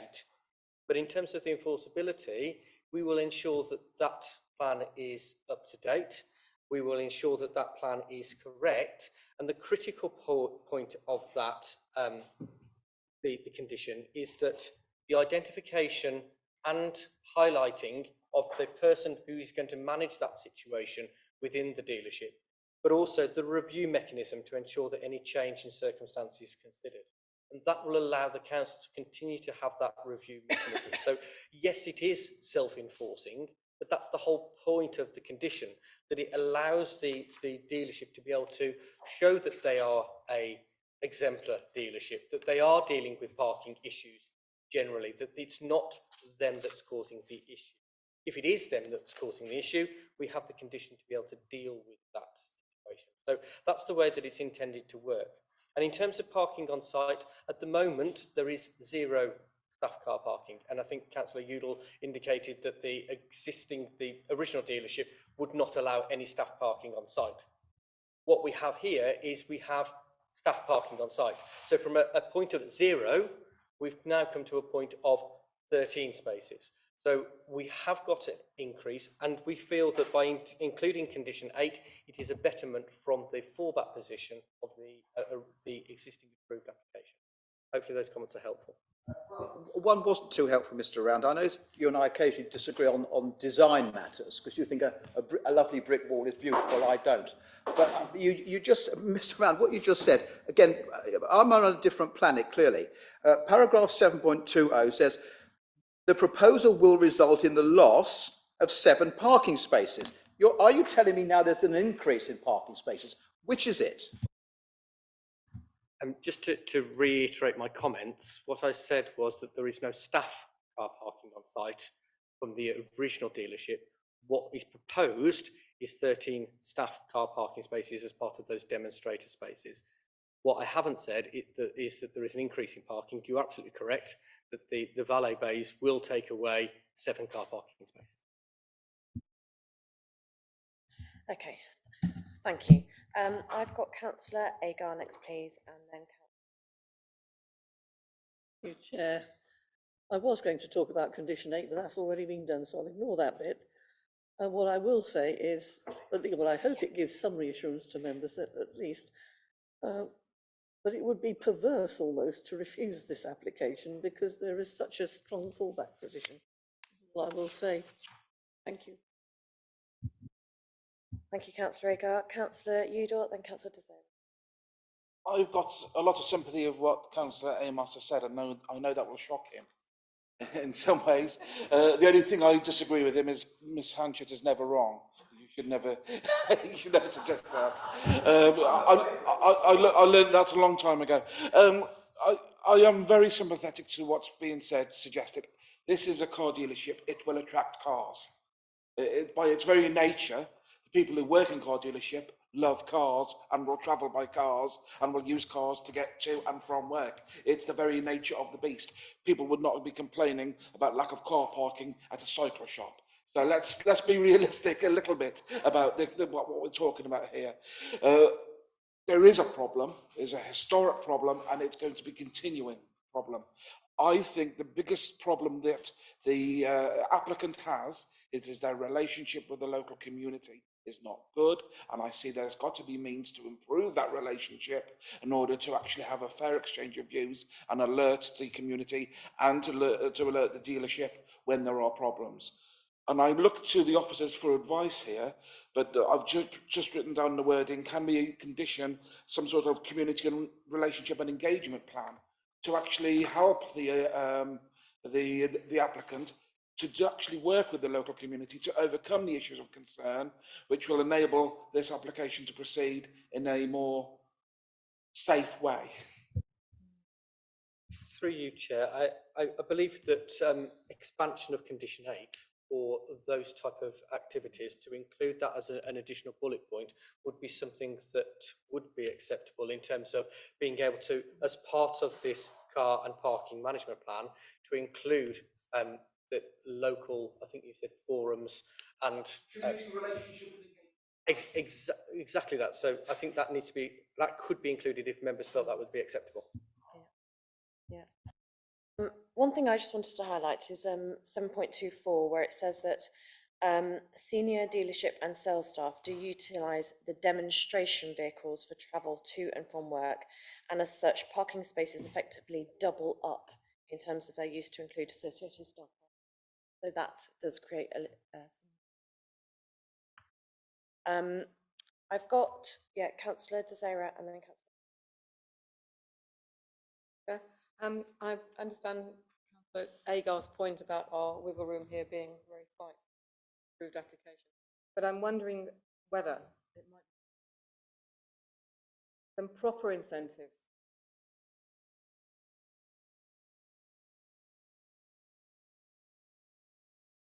Disincentive. If there's any ideas around that, I mean, give them bonus for not driving their car. Could there be something a bit proactive about actually just not those cars to the area? Through you, Chair, as part of the condition in terms of travel planning, that it gives the opportunity for the dealership to be able to include those type of benefits. And quite often it's about cycle loan schemes, it's about other things like that. So that all comes part of the travel planning process. Could I just come back for, in which case, shockingly, there probably won't be enough cycle parking, will there? If that's successful, there probably would have to be a bit more cycle parking. Yeah, and through you, Chair, the whole process in terms of the travel planning is,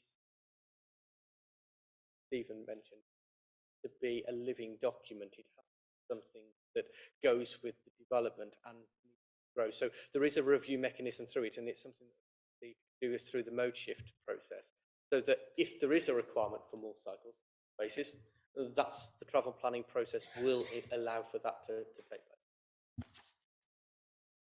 I suppose, Councillor Sarah, is in the Mode Shift Stars travel plans, there are lots of kind of options for people trying to achieve. What the travel plan doesn't say is what level we're expecting them to achieve. Travel plans get like bronze, silver, gold level. Could we actually ask them to achieve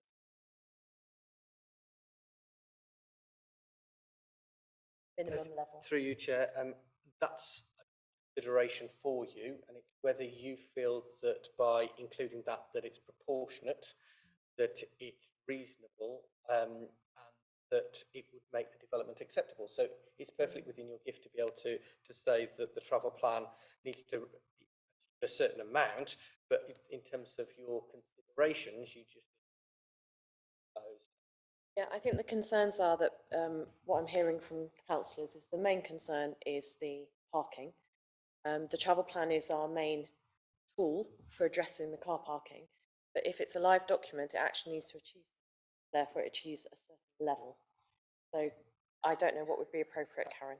At the moment, condition 5 says that they must meet the green level. Now, I have to say my knowledge on travel plans is a little bit rusty, so I don't know whether Karen can help us in terms of the levels, in terms of what green.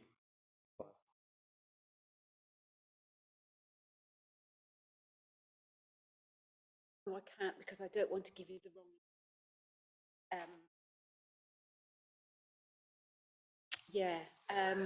I've only just very recently taken over doing the travel planning because my and I don't want to. I apologize. I don't want to say the wrong thing.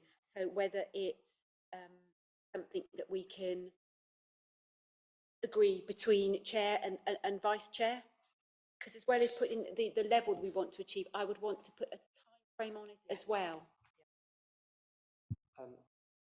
Through you, Chair, and for helpful for members, if that was something that needed to be agreed, we could seek delegated authority to approve to the Director of Planning and Governance to approve the application subject to a revised condition. So that would be something to agree in terms of the travel planning and the wording of any additional conditions such as safe and secure and accessible. Okay. I've got Councillor Cleary, please. Then Councillor No, it's been said. Okay, I've got councillor Stephen then, please. Said about the active travel, it is important, and I think it's really important that we give people the choice. I think choice is really important, and I agree with you also that most people will probably drive to this site. I accept that, but we must provide the choice and the ability for people to choose to cycle if they want to. And it won't just be the people who are the salespeople who will be. There will be security staff, there'll be reception people, there'll be all sorts of different types. They won't all be car nuts necessarily. But to give them the option and the ability to cycle if they really want. It isn't just about cycle around, having changing facilities, clothes and so on. But I think it's, I think Councillor Agar has made a very good point that if we don't approve this, the existing application will go through anyway. This is an opportunity to get a few additional things in terms of providing additional choice for the future. I have got a question for Mr. Round, and that is just to go through a little bit more information about the enforcement, because there's a lot of people who are, a lot of departments are short-staffed. There's a lot of pressure on all sorts of people, and as soon as this application's gone through, you'll be thinking about other things and so on. Really, really hard, and human nature dictates that probably people won't be looking at this in any detail in 3 weeks' time. So, how do we know that this is actually going to be enforced, this travel plan? Because it's going to be reviewed, but what is the trigger for that to be reviewed? Is it something that has to happen? And if it doesn't happen, what would happen then? I mean, how do we know that that is actually been happening? Because I think that to get the confidence in this, we need to make sure that it is an active thing, that is not just a thing that's filed on a dusty shelf somewhere. So if you could give me a little bit more clarity and reassurance about the management of that travel plan, that would be helpful. I'm happy to do so, and through you, Chair. Condition 5 has a trigger, and that the development shall not be brought into use until a submitted travel plan has been agreed. And that travel plan needs to be submitted to the local authority. So in terms of where we're at, is if those pre-occupation conditions haven't been met, they will be in breach of those conditions. What's to stop them just slipping back? And again, I'd probably fall onto Karen for this, but in terms of once it's been registered with the Mode Shift STARS business process, that triggers a review through the county travel planning process. So in terms of the county travel plan and the county travel planner who will look at those things, that will trigger a process that they will review those with businesses as they come forward. So the whole mechanism of logging them with Mode Shift provides that mechanism for review. Do I have any other questions, please? Oh yeah, did you want to say something? Sorry, Chair, it's very rude of me. I was going to say, yes, what Paul said is absolutely correct. The Mode Shift STARS system will flag up on our system. So it will be monitored and actively monitored. So you can have faith in the fact that it's not just a tick box exercise.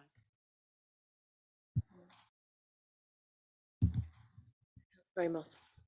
Yeah, can I just ask you a simple question?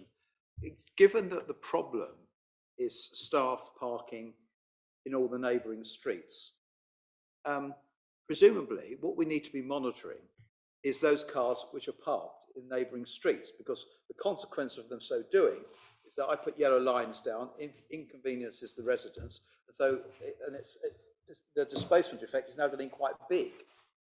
So are we going to do that or not? Because I'm frankly, again, I'm obviously in the parallel universe here, but I'm not sure what we're going to be monitoring.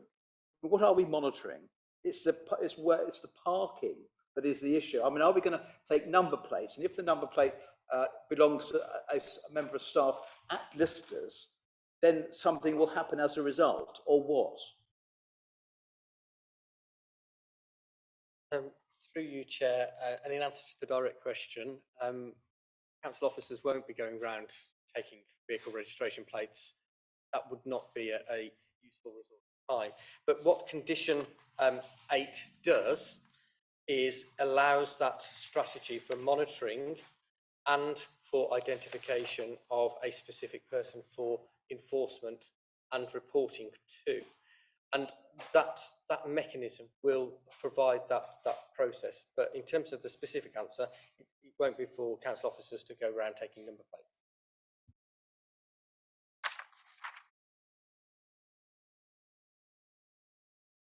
Do we have any other questions, please, or comments? Okay, do I have anybody who is prepared to put forward a motion, please?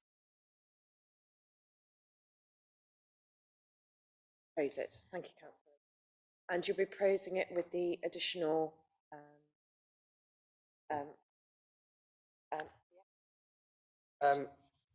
So in terms of what the proposal would be, I believe, based on the discussion, that it would be delegated authority to the Director of Planning and Governance to approve, subject to the agreement of an amended condition 5 and an additional condition 9 based on safe and secure and accessible cycle parking. I believe I've got that right. Is that correct, George? Condition 5 in terms of condition 5 and condition 8. Yes, 5, 8 and an additional 9. It does, which is condition 8 for community engagement. Would anybody support that motion, please? Councillor Round, with the amendments. Okay. So are we ready to go to a vote on that? I have hands showing support for the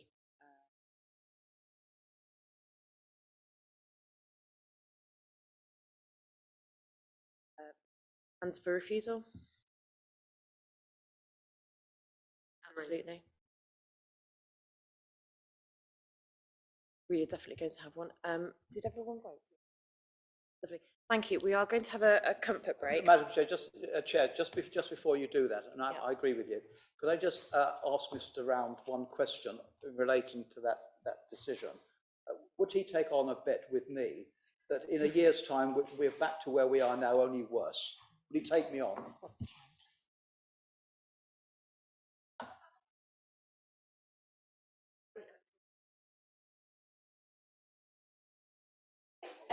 Everyone, can you, it is 10 past, can we all please be back by 20 past at the very latest? And that's seated and the machine not working. Thank you.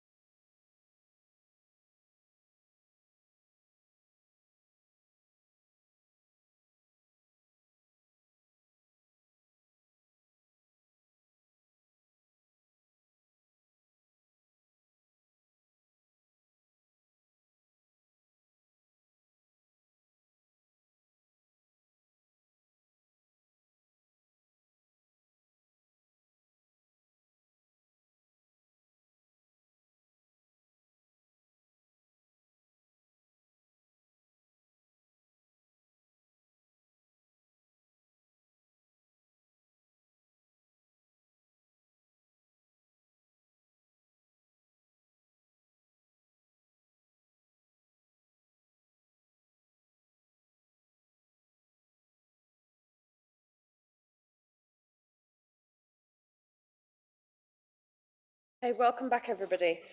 We're going straight to item 8. It is for the Old Norfolk Lane allotments, and we've got a presentation from Roz. Thank you.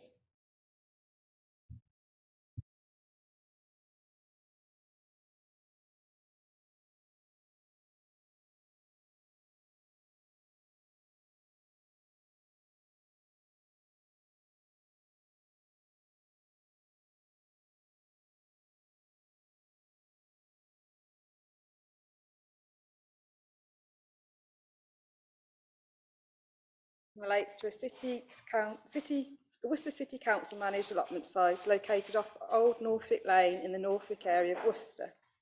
The allotment site accommodates 51 lease plots. The site currently benefits from various types of boundary treatments, including fencing and dense hedgerow.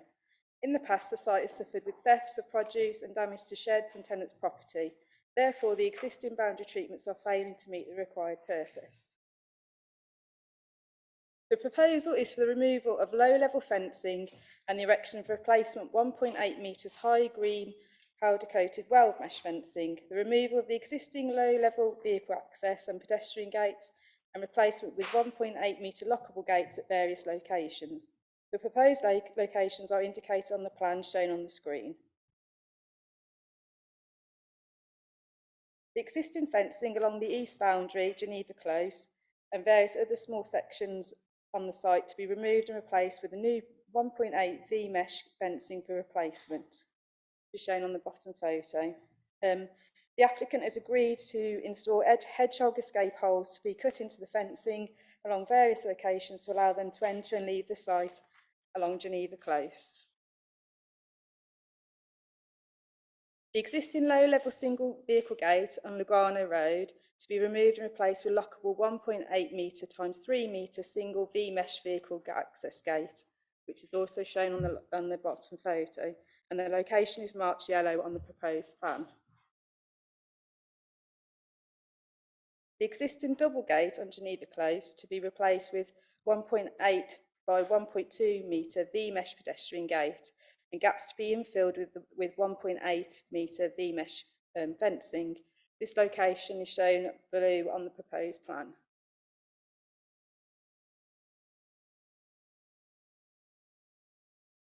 The existing large vehicle access gate on Northwick Lodge to be replaced with 1.8 metre by 1.2 metre V-mesh pedestrian gate, and gaps to be filled with 1.8 V-mesh fencing. Location marked in the blue in the proposed plan. Proposed fencing gates are considered to be good quality, consist of green weld mesh fencing. This will help the fencing gates to blend into the existing surroundings whilst providing the needed increase of security to the allotment site. In relation to the current landscaping and biodiversity, the Environmental Operations Service Department have confirmed that there are no plans to remove the existing hedgerow along the other boundaries of the site. This will remain intact. There will be minimal impact to the ecology of the site. Post holes will be dug by hand, and vegetation clearance will only occur to allow fencing removal and installation. All areas will have a thorough walkover inspection prior to the commencement of works, and the council has a duty to comply with the requirements of the Wildlife and Countryside Act 1981 whilst carrying out the works. It is therefore considered that the correct ecology procedures are in place. 2 third-party objections were received in response to these proposals, and their objections have been addressed in the officer's report. Overall, this proposal will improve the appearance of the allotment site and provide the security measures that are needed. The application is recommended for approval, subject to the conditions set out within the report. Thank you very much. I think it's really good to see an application from City Council to invest in our allotments. There are security issues on them, so I think a taller fence is a great investment. Do I have any comments or questions, please? Councillor Cleary, then Councillor Udall, then Councillor De Serra, please. It's just one question. One of the comments by one of the neighbours on page 39, the second paragraph, where it's a shame that it doesn't say where they live actually, because this would help with what I'm trying to ask. It says that they put a hedge in 25 years ago that has now grown around the fence. And this person has said, you don't have my authority to disturb it, etc. Is there a legal aspect to this? If somebody's put in a hedge and they've maintained it for 25 years. Are we allowed to just mess with their hedge? You know, not sounding flippant, but it would help if we knew where they were. It doesn't actually say in the report. Second paragraph, page 39. But other than that, I'm not knocking the proposal. Curious. Through you, Chair. The hedgerow in question is that, if you look at page 35 of the report, the proposal plan, section 3.3, it's the pink area next to number 3, Lugano Road. That's to remain intact. So originally it was the application was to replace it with the hedgerow with new fencing, but the officer went out and did confirm that that hedgerow should remain. Okay, thank you. Is it Councillor Udall next? I'm not sure whether what I'm about to say is conditional or not, so I'll say take advice. No problems or issue with the application in front of us. The only comment I would have is about the lockable gates being lockable. What kind of lock could we be able to specify the kind of lock in question? I'm saying that because of experience with allotments elsewhere where padlocks are used. Those padlocks tend to disappear, they're damaged, they're broken, and they have been used in the past as an offensive weapon, and they've been swung around on the chain to break and damage things. So there is a growing desire amongst allotmenteers that where there is a lockable gate, but it should be a key entry, keypad entry kind of entrance to the allotment, a security code. Is that something which we can condition? Because that I think would be very much welcomed addition to what's being done here, and would avoid the problems which residents and allotment holders would have with a padlock. Through you, Chair. The proposal is for a keypad entry lock already. Is it Councillor Sarah, is it? Yeah. I read some of the comments as well from the objectors, and one of them talking about basing onto this large high fence that's going up. Impressive. Is there any option to make it on that section maybe hedgerow instead? I don't know if that's at all possible. I assume that we're looking at Geneva Close, but again, I'm not quite sure where there might be. Through you, Chair. Yes, it was Geneva Close. So the proposal is to replace it with a hedgerow. The photo there isn't perfectly clear, but now there is quite grassland which has grown. So they will be trimming it back and allowing that to grow back. Okay, so no big fencing there. No, it will be there, but it will be protected by vegetation over time. And they also say that they don't have any need for security on the site. Don't know what you think about that. Where does it say there's no need? Oh, well, the officers have come back and said that they've had reportings of theft, break-ins from the allotment holders.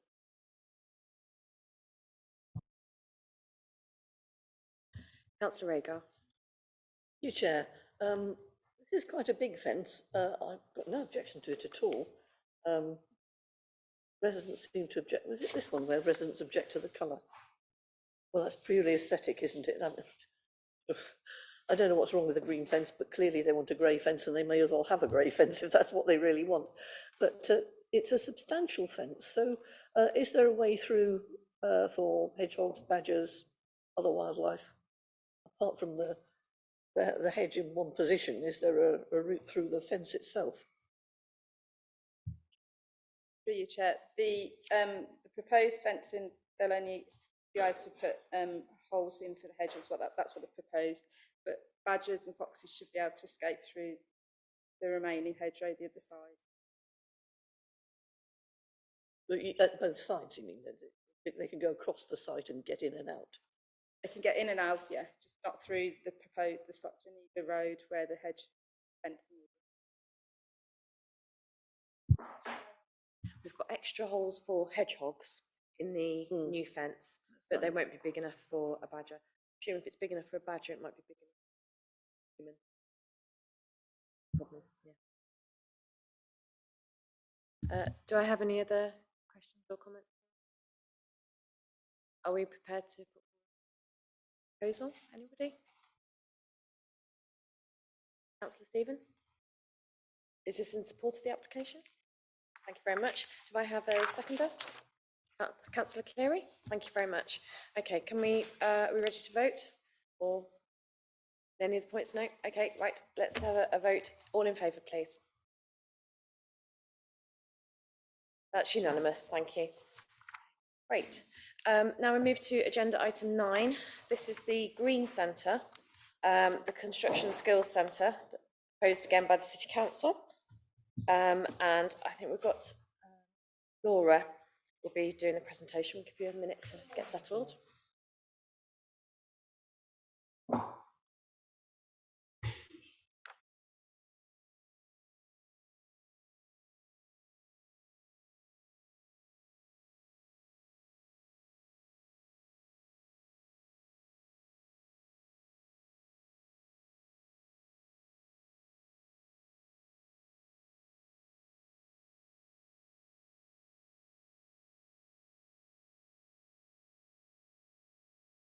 Thank you, Chair. So this application is for full planning permission for the erection of a new construction skills centre with associated fencing, landscaping and changes to the existing parking area. The proposed building sits alongside the existing Dine-Tree Community Centre. As you'll see on the proposed location plan, the site is outlined in red. The blue line itself is around the area of ownership of the applicant, which is Worcester City Council in this case. The red arrow that you can see there just indicates the site's access off Gresham Road with the existing Dine Screen shops either side.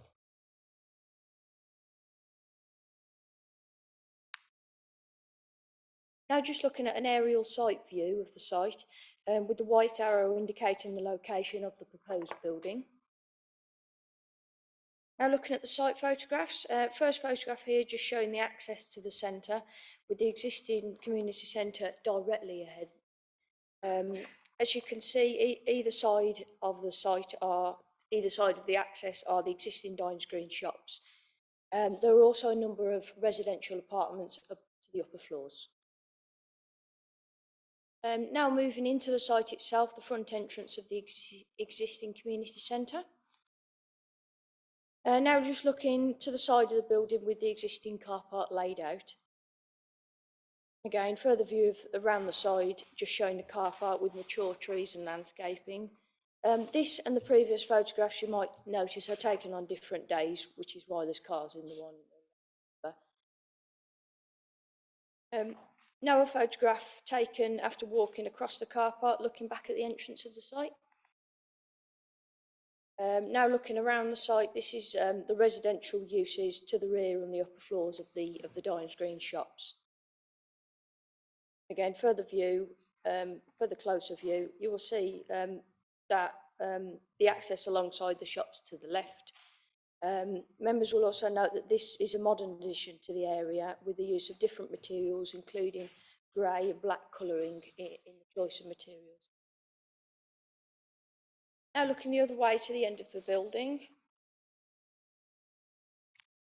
Now moving to the area of the proposed new skills building itself. As you'll see, this area is to the rear of the car park alongside the community centre and is currently used as a grass landscaped area.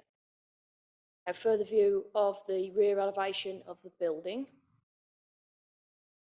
Further view looking on the car park, looking towards the area of the proposed community centre.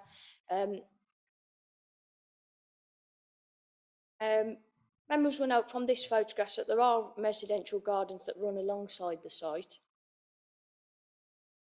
Now, just to provide the context, this area beyond the small green gate is just another existing area of block paving and landscaping. This area is not proposed to be changed as part of the proposal. Now looking at the plans, so this is the existing block plan.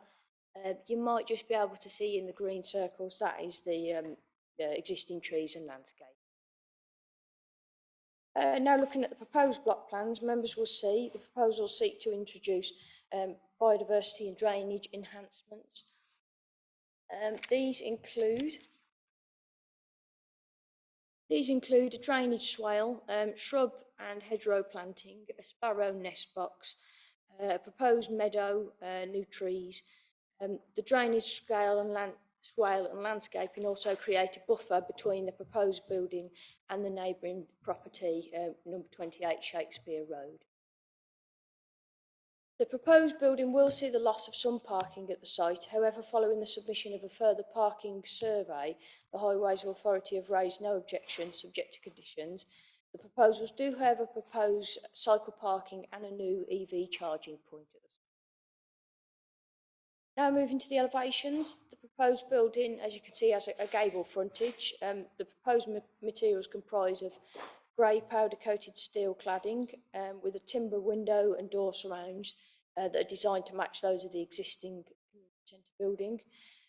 As advised in the report, during the course of the application, officers have sought improvements in terms of the materials and colour of the originally proposed red-clad building, just to ensure that the proposals fit in better with the character of the area. Whilst the design and choice of materials are simplistic, the officers feel that they blend into the surroundings better than the original proposal, and the social and community benefits of the proposed skills centre are also important considerations. In terms of renewable energy, the requirements of SWDP 27, the proposals include 2 air source heat pumps as shown on the south east side elevation there. Might just be able to see on the bottom plan. An energy statement has been submitted which demonstrates that the proposals of the requirements of SWDP 27 have been met. Now looking at the rear and side elevations of the proposed building with the number of roof lights and an access door, as you can see, to the side and the rear. Now the final slide just showing the internal layout with the large workshop, classroom, reception areas and associated services. This application has been referred to committee as it's an application made by the City Council. There have been no neighbour comments received during the course of the application. Comments have been raised during the course of the application by Ward Councillor, Councillor Lamb. They advise that they are in support of the proposals, but they have a number of suggestions relating to car parking management plan, improvements to signage, enhancements to landscaping to reduce the impact on neighbours, and controlling the use of the fire door. They also raised concerns with regards to the original colour of the proposed building. Following the submission of these comments, revised plans have been received which incorporate these comments. During the course of the application, initial concerns were also raised by Worcestershire Regulatory Services with regards to the noise associated with the air source heat pumps. Following the submission of a revised noise assessment, WRS have commented recommending further noise attenuation measures.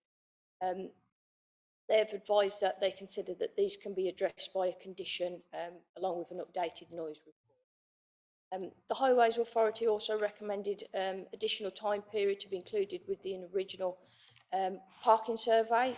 Following the submission of this, the Highways Authority commented stating that got no further objections subject to conditions relating to a car parking management plan, a construction environmental management plan, further details of cycle storage. So the accompanying report covers all of the relevant issues and is taken as read. Members will also see the list of recommended conditions and informative notes relating to parking, drainage, renewable energy, trees, landscaping materials, lighting, contaminated land and noise attenuation. For the reasons set out in section 7 of this report, officers have concluded that on balance, taking into account material considerations and the significant social and community benefits that the proposals would bring, the submitted proposals are considered to be acceptable, subject to the recommended conditions set out in section 10 of this report. Great, thank you, Ros. Do I have any questions? Yes, thank you, Chair. It's fair to say that I have a slightly different view to this application than my ward colleagues. who are very enthusiastic about this proposal. If anything, I'm a bit of a horns of a dilemma here, because yeah, I like what the proposal is going to do and what it's going to deliver and help it's going to achieve, but I've also got concerns about its location and its appearance and some of the consequences of what's going to happen as a consequence. My biggest concern is, and I hate to say the phrase, bearing in mind previous discussions here today, is the issue of parking. The parking survey, which took place early in the month, took place in August, at a time when the centre is at its least used. And I don't believe it probably gave an accurate picture. That car park at the Green Centre is often full and overflowing. And reducing 8 spaces from it does give me rise for concern.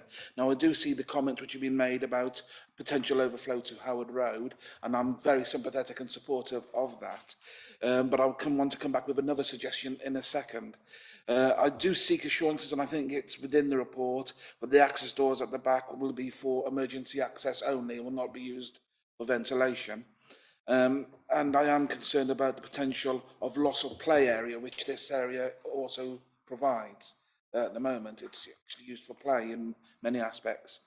But if I can ask you to go back to the first slide, this will be my only request. The site's plan. The first slide.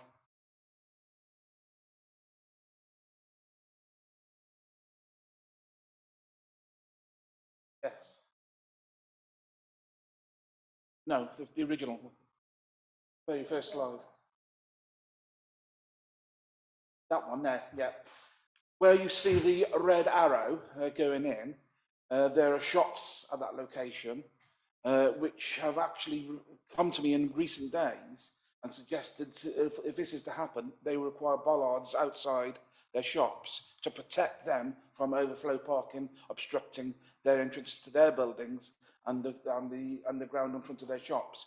Members may be aware of a very recent tragic accident which took place at this location, this very location, when a bollard actually stopped a car smashing into children. And residents are very concerned about the aspects of that could happen on the other side of the road where there are no bollards, especially if there is a reduction in the number of car parking spaces. So I would seek members' support, and I would seek officers' help to achieve this, is a condition which would require the applicant to provide some bollards at that point where that red arrow is, next to Mayflower House, to protect the existing shops which are there from potential obstruction and damage as a result of overflow parking. That is the only condition which I would seek, and if that is accepted and endorsed, I would have no problem in supporting the application, because a long way has been gone in order to placate some of my concerns. But that, I think, would be vital for the local community. Through you, Chair. It's a useful plan that you've got up there because it identifies land that the City Council can control and in where we can impose conditions. Obviously, outside of that, where it is within the highway limits, there is the ability to be able to impose conditions. However, it needs to be reasonable, and all the 6 tests, but I think it would be useful for you to hear any comments from the Highway Authority in terms of the acceptability of placing bollards within that shared space. Thank you, and through you, Chair. I mean, clearly we haven't recommended that is necessary. As you're aware, we did request the applications deferred initially, and we sought further evidence to support the reduction in the 8 spaces. So we had further 4-week surveys, 4 weeks worth of survey data, and 12 months worth of examples of the usage of the centre to make sure that the reduction in parking, that the level of activity at the centre could still be accommodated with the reduction in parking. So we are content that there is not going to be an issue and there is not going to be overflow parking. If you wanted to impose a condition, I would issue caution that we would need to review to make sure that the bollards didn't interfere with cycle and pedestrian connectivity as well as vehicle movements. It's quite, I'm not sure, looking at it at the moment, whether it would be acceptable. So I would urge you not to impose a condition, because I don't know that I can't say here that it would be deliverable. Was a photograph which showed you the shop frontage and the lack of bollards. Don't know if that's... Yeah, there you go. There's 2 bollards on the left-hand side and the lamppost. Those shops which are there, the fish bar, the hairdressers and DG10, are not protected as such. So the view is extra bollards down there will enable that area with extra traffic flow going in to and from the new building and potential overflow parking. I would protect access to the green centre and would prevent disturbance from parking on the pavement, which already happens.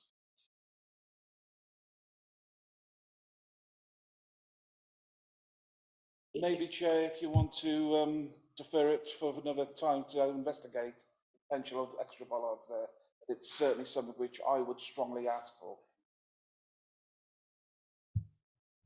Sorry, Tibetan, through you, Chair. I mean, I would reiterate that we haven't deemed that to be appropriate or necessary.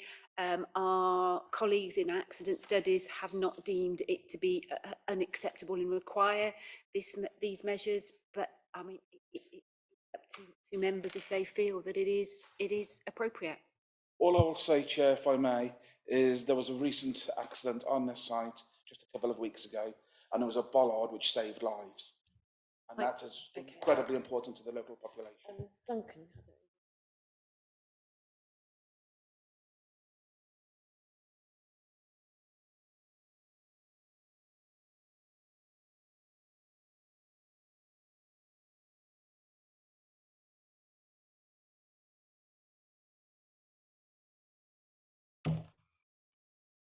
Thank you, Chair.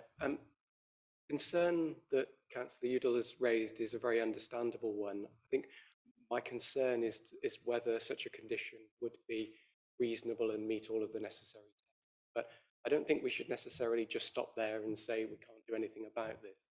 So my suggestion would be that you consider the application clearly on its own merits this afternoon, but what you might consider is asking the chair of this committee to write the whole to the County Council to investigate this further on your behalf.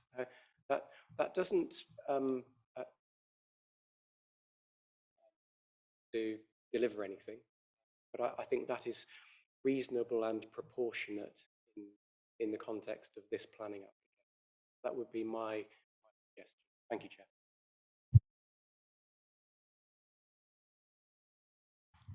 Councillor Udall, what do you think of that?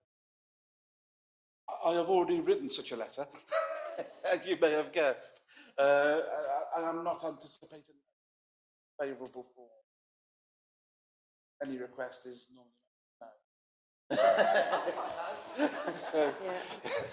But I suppose what we this would be an opportunity to enable the developer to fund something which would go a long way to placating local concerns. I hear what's being said. You're hearing my concern. I don't want to vote against this application because of a lack of bollards, but there seems to be an opportunity here to us to investigate a further opportunity to seek a couple of £100, which would all I think it would cost to try and secure some safety and security for the businesses which are established in that road.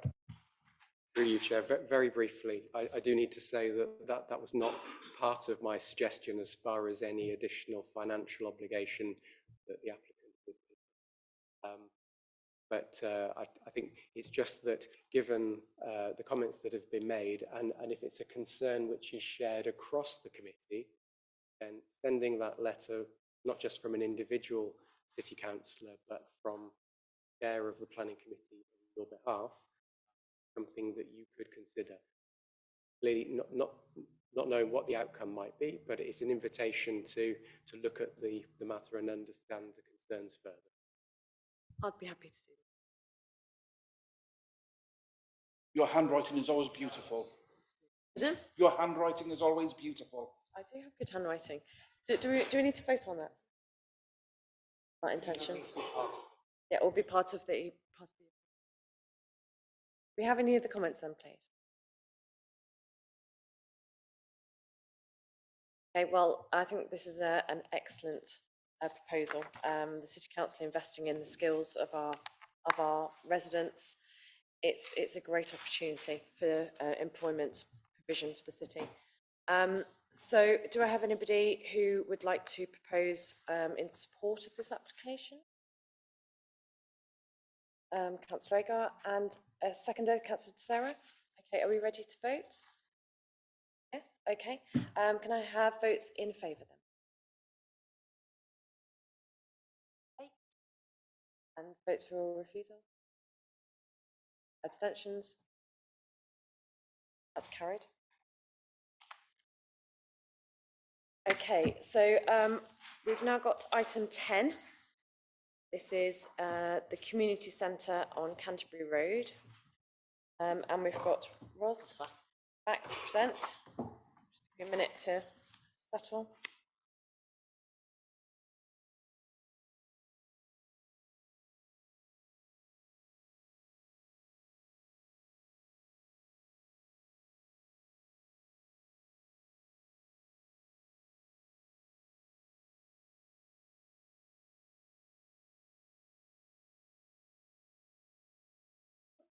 Minutes might be okay.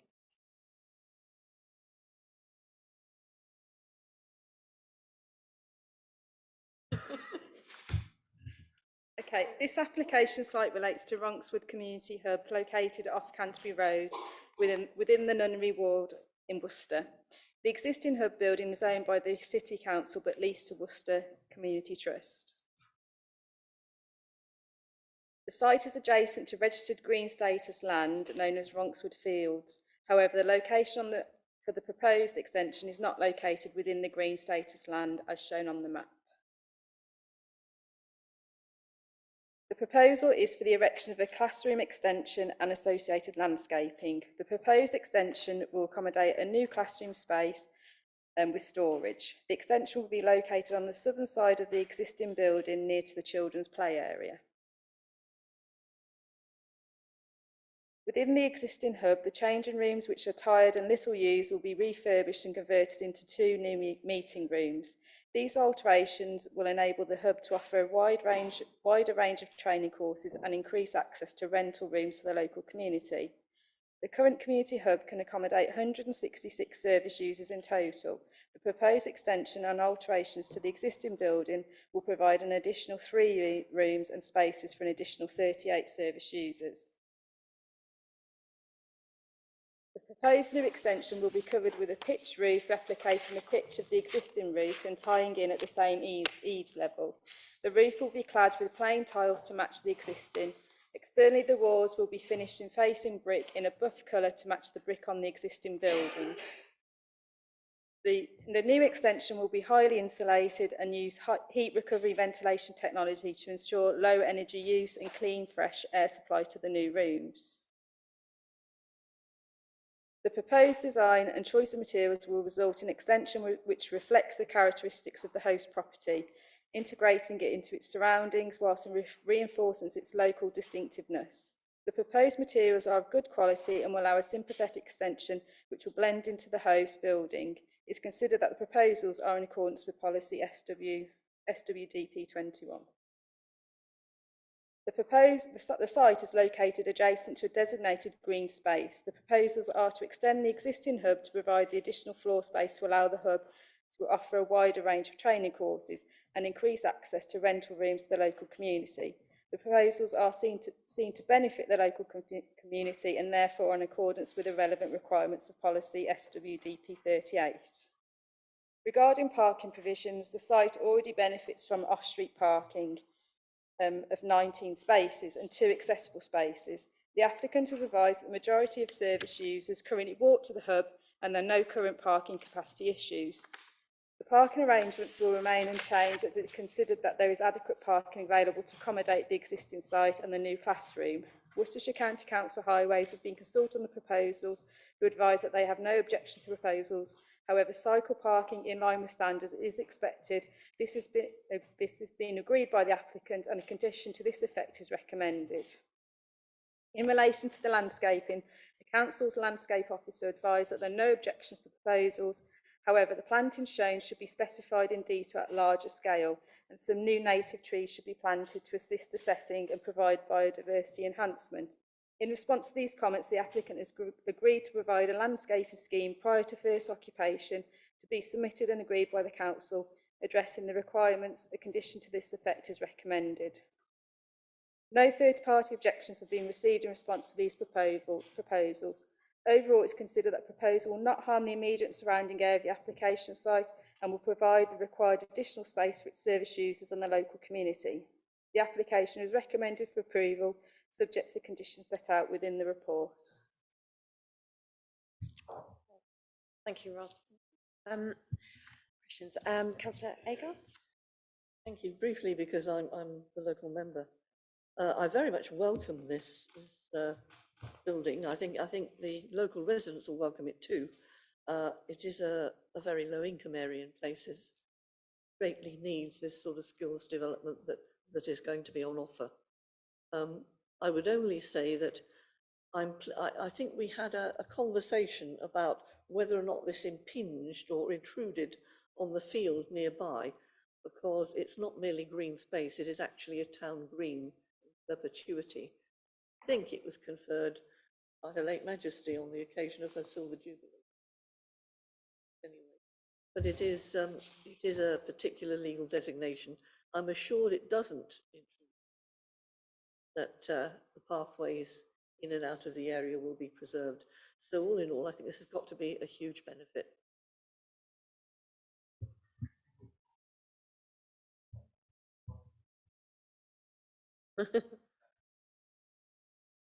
It was a jubilee.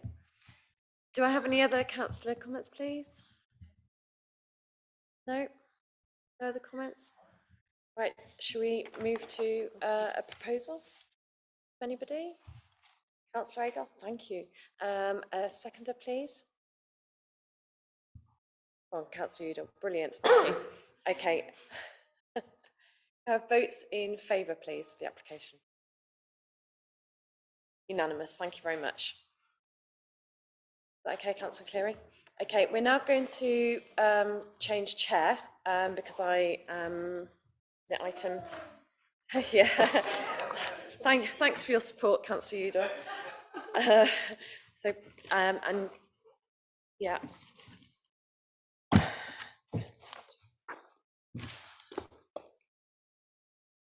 Sorry?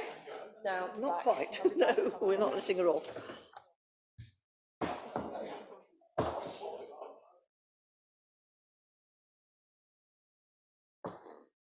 I should explain that's because our esteemed chair has a declaration of interest, and so does Jill. So,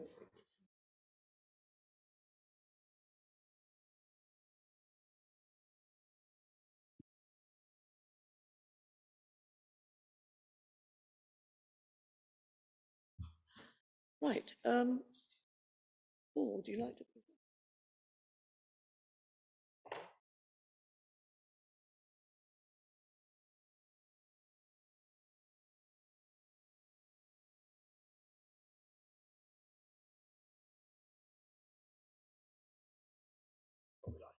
So, well, members, this application relates to land between pheasants within the city centre.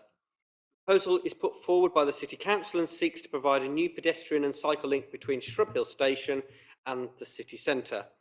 The Worcester and Birmingham Canal Conservation Area and Wildlife Site runs through the middle of the site along the canal. So just some pictures. This is taken from the canal looking towards the bridge. This is looking from the top end from Shrub Hill Station as you come down the site towards the pedestrian bridge. It's a view across the pedestrian bridge. It literally is just a view of the pedestrian bridge. At the end of the pedestrian bridge, there is this pathway which leads towards the bus depot. And then this is looking from Pheasant Street from the island. We've got Asda behind us, and we're looking towards the bus garage. Then that's looking from the access point towards up Pheasant Street. just got some aerial photos as well, just to show the bridge, and you can see that in the central of the site in terms of the route. That's just looking the other way, and you can see the route. Sorry.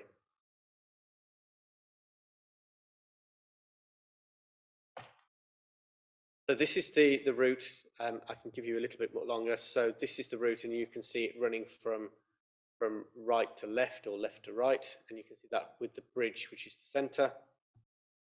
And then this is orientated the other way, so it's running top to bottom and provided just so that you can see Shrub Hill Station on the far top, and then you can see the island by Asda, so you can see the totality of the route.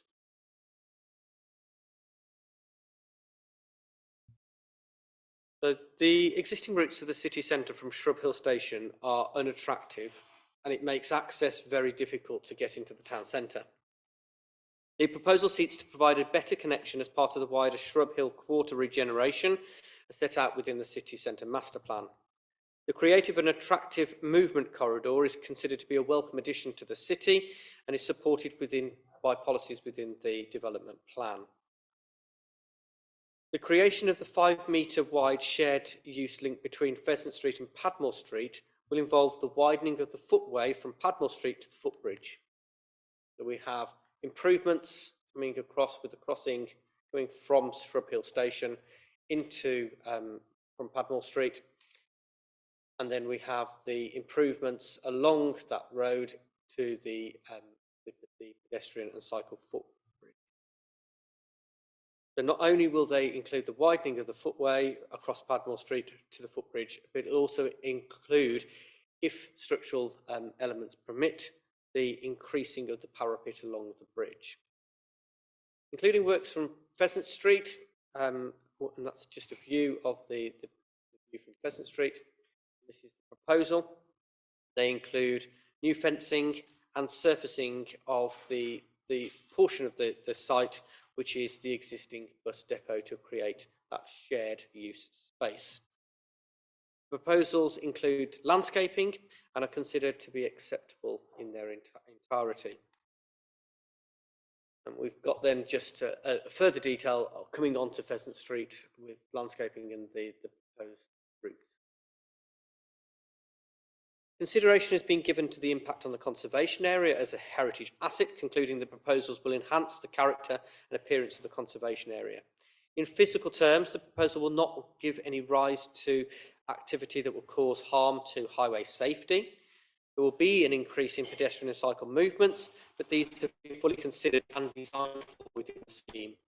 The comments of the Highway Authority are noted in respect of construction phases, and conditions 7 and 9 are recommended to address those concerns.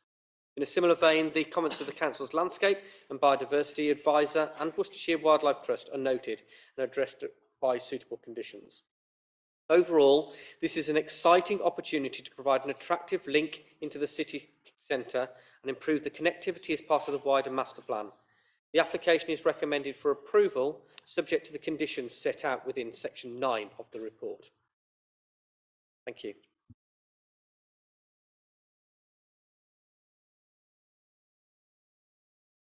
To explain what a holding objection is, because I don't really think everyone's met it before.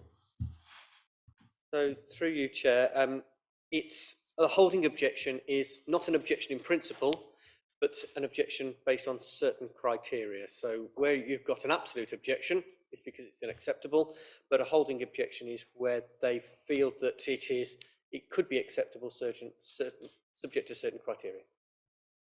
Thank you. I hope that's clear. Are there any questions? Yes, Louis, and then. I think this is an application which is to be welcomed. On the bridge, it's fairly narrow for mixed use of cycling and walking. And, wondering whether, forgive me if it's already in there, but I wonder whether there could be some signs that say share with care, but priority to pedestrians type of thing, so that we give them the priority over the cyclists. Obviously, when there's nobody about, I think it's great for people to cycle along a route like that. But when it gets busy, I think My other question is about lighting. Is there going to be lighting in the plan? Through you, Chair, if you go to page 94, there are details in terms of signage. The exact nature of those signs, I don't think use those words that you talked about, but that certainly can be a consideration for the applicant, and that will be taken.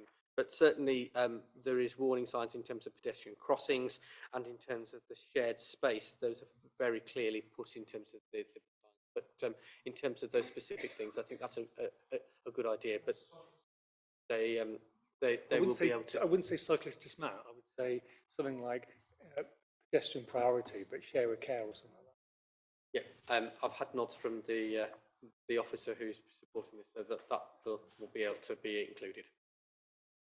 And lighting. Yeah. In respect of lighting, yes, lighting is proposed, and I believe there's a condition dealing with that. We've got to be very, slightly careful in terms of lighting, in terms of the wildlife site and making sure that that is suitable, but lighting is proposed to make sure that it is a suitable access.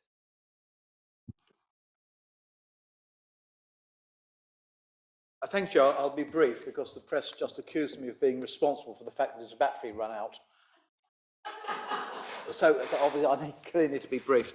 I fully support this. I've always been in favour of an integrated transport system. This, I think, is a little element towards that, so fully support it. So it's really just a very quick question.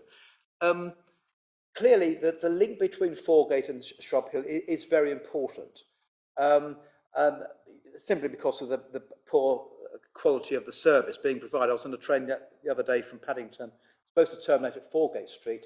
It had to stop at Shrub Hill because it was so late. Of course, the poor devils who wanted to go on to Foregate Street were even later because they had to wait for another train to come in, which was half an hour late. So, you know, but it seems to me that very often the people who are going between those two stations have luggage. It might be a wheelie case or whatever. So since this is a public realm scheme, has the City Council explored the possibility of a circular kind of bus route that would take this in? Because I'm just a bit concerned that while I support walking, because I do a lot of it myself, you can see by my figure, and cycling, I fully support cycling, absolutely marvellous. But in this case, have we actually explored the possibility of a bus link? Because it's going to be needed, and because people will have luggage. I've seen people when, you know, that lot from Shrub Hill, unfortunately I was getting off there, but many people had luggage and they were walking down Tallow Hill, then trying to, you know, and walking or cycling wasn't really appropriate for them, and taxis are very expensive. So, you know, have we explored the possibility of bus? Through you, Chair, I'm not aware as part of this application that has been included. It might be something of a wider consideration for the City Council, but in terms of this application, obviously this improves that route and it improves the surfacing of that route to ensure that people can do that. But in terms of bus services and any additional circular routes, I'm not aware of anything. Thank you. Alan, while I sympathise with the intention, I think it needs to go to another committee, and it's something that I would have liked to see myself. Any other questions for our officer? No? That being so, any comments from members on the application? You'd like to move it? Let's just check that there's nobody who wants to say anything first. No? Okay, well, we'll move the motion then. Have I got a proposer? Okay, Elaine, and a seconder in? Whichever one. You.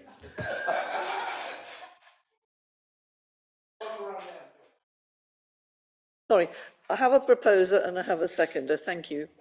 So all in favour of the motion? Thank you. And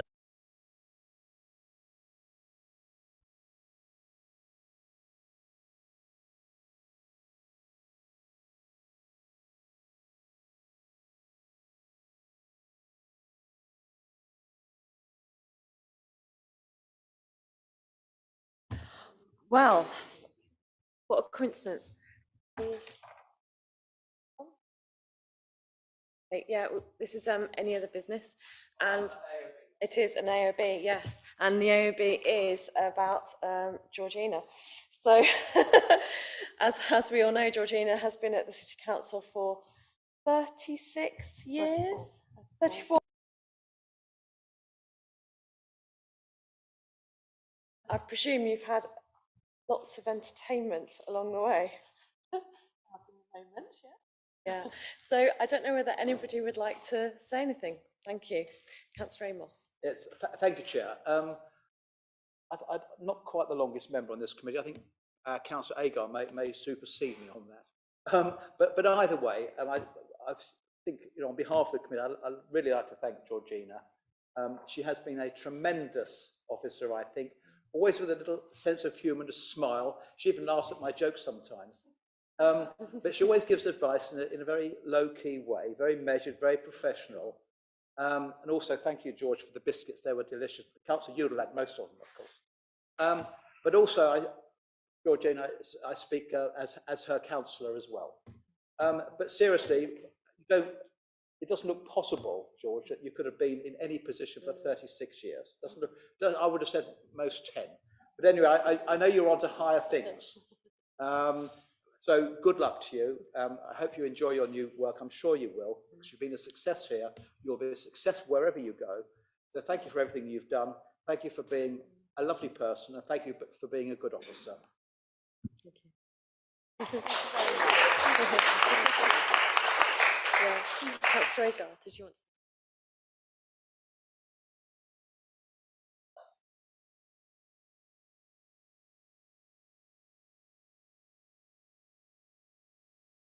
Absolutely, I think we should definitely. We need to vote in favour of formal vote of thanks. I do not know. I think we just note, yeah, we're also thankful, and particularly, I mean, I think this is my 4th planning committee meeting, and what I'm learning is that it is not a single meeting is predictable, and having somebody who's so reliable and helpful on hand is so valuable. So I really appreciate in our short time what you've done for me so much, and I'm really sorry you're going, but I do know that everyone's going to love you so quickly. I kind of hope you want to come back, but it will happen. Anyway, all right. So thank you. Right, so should we close the meeting? Your last one, or did you want to say something? Yeah, we've got anything. I just wanted to say thank you very much for all your kind words, and that I've really enjoyed working with you. Yeah.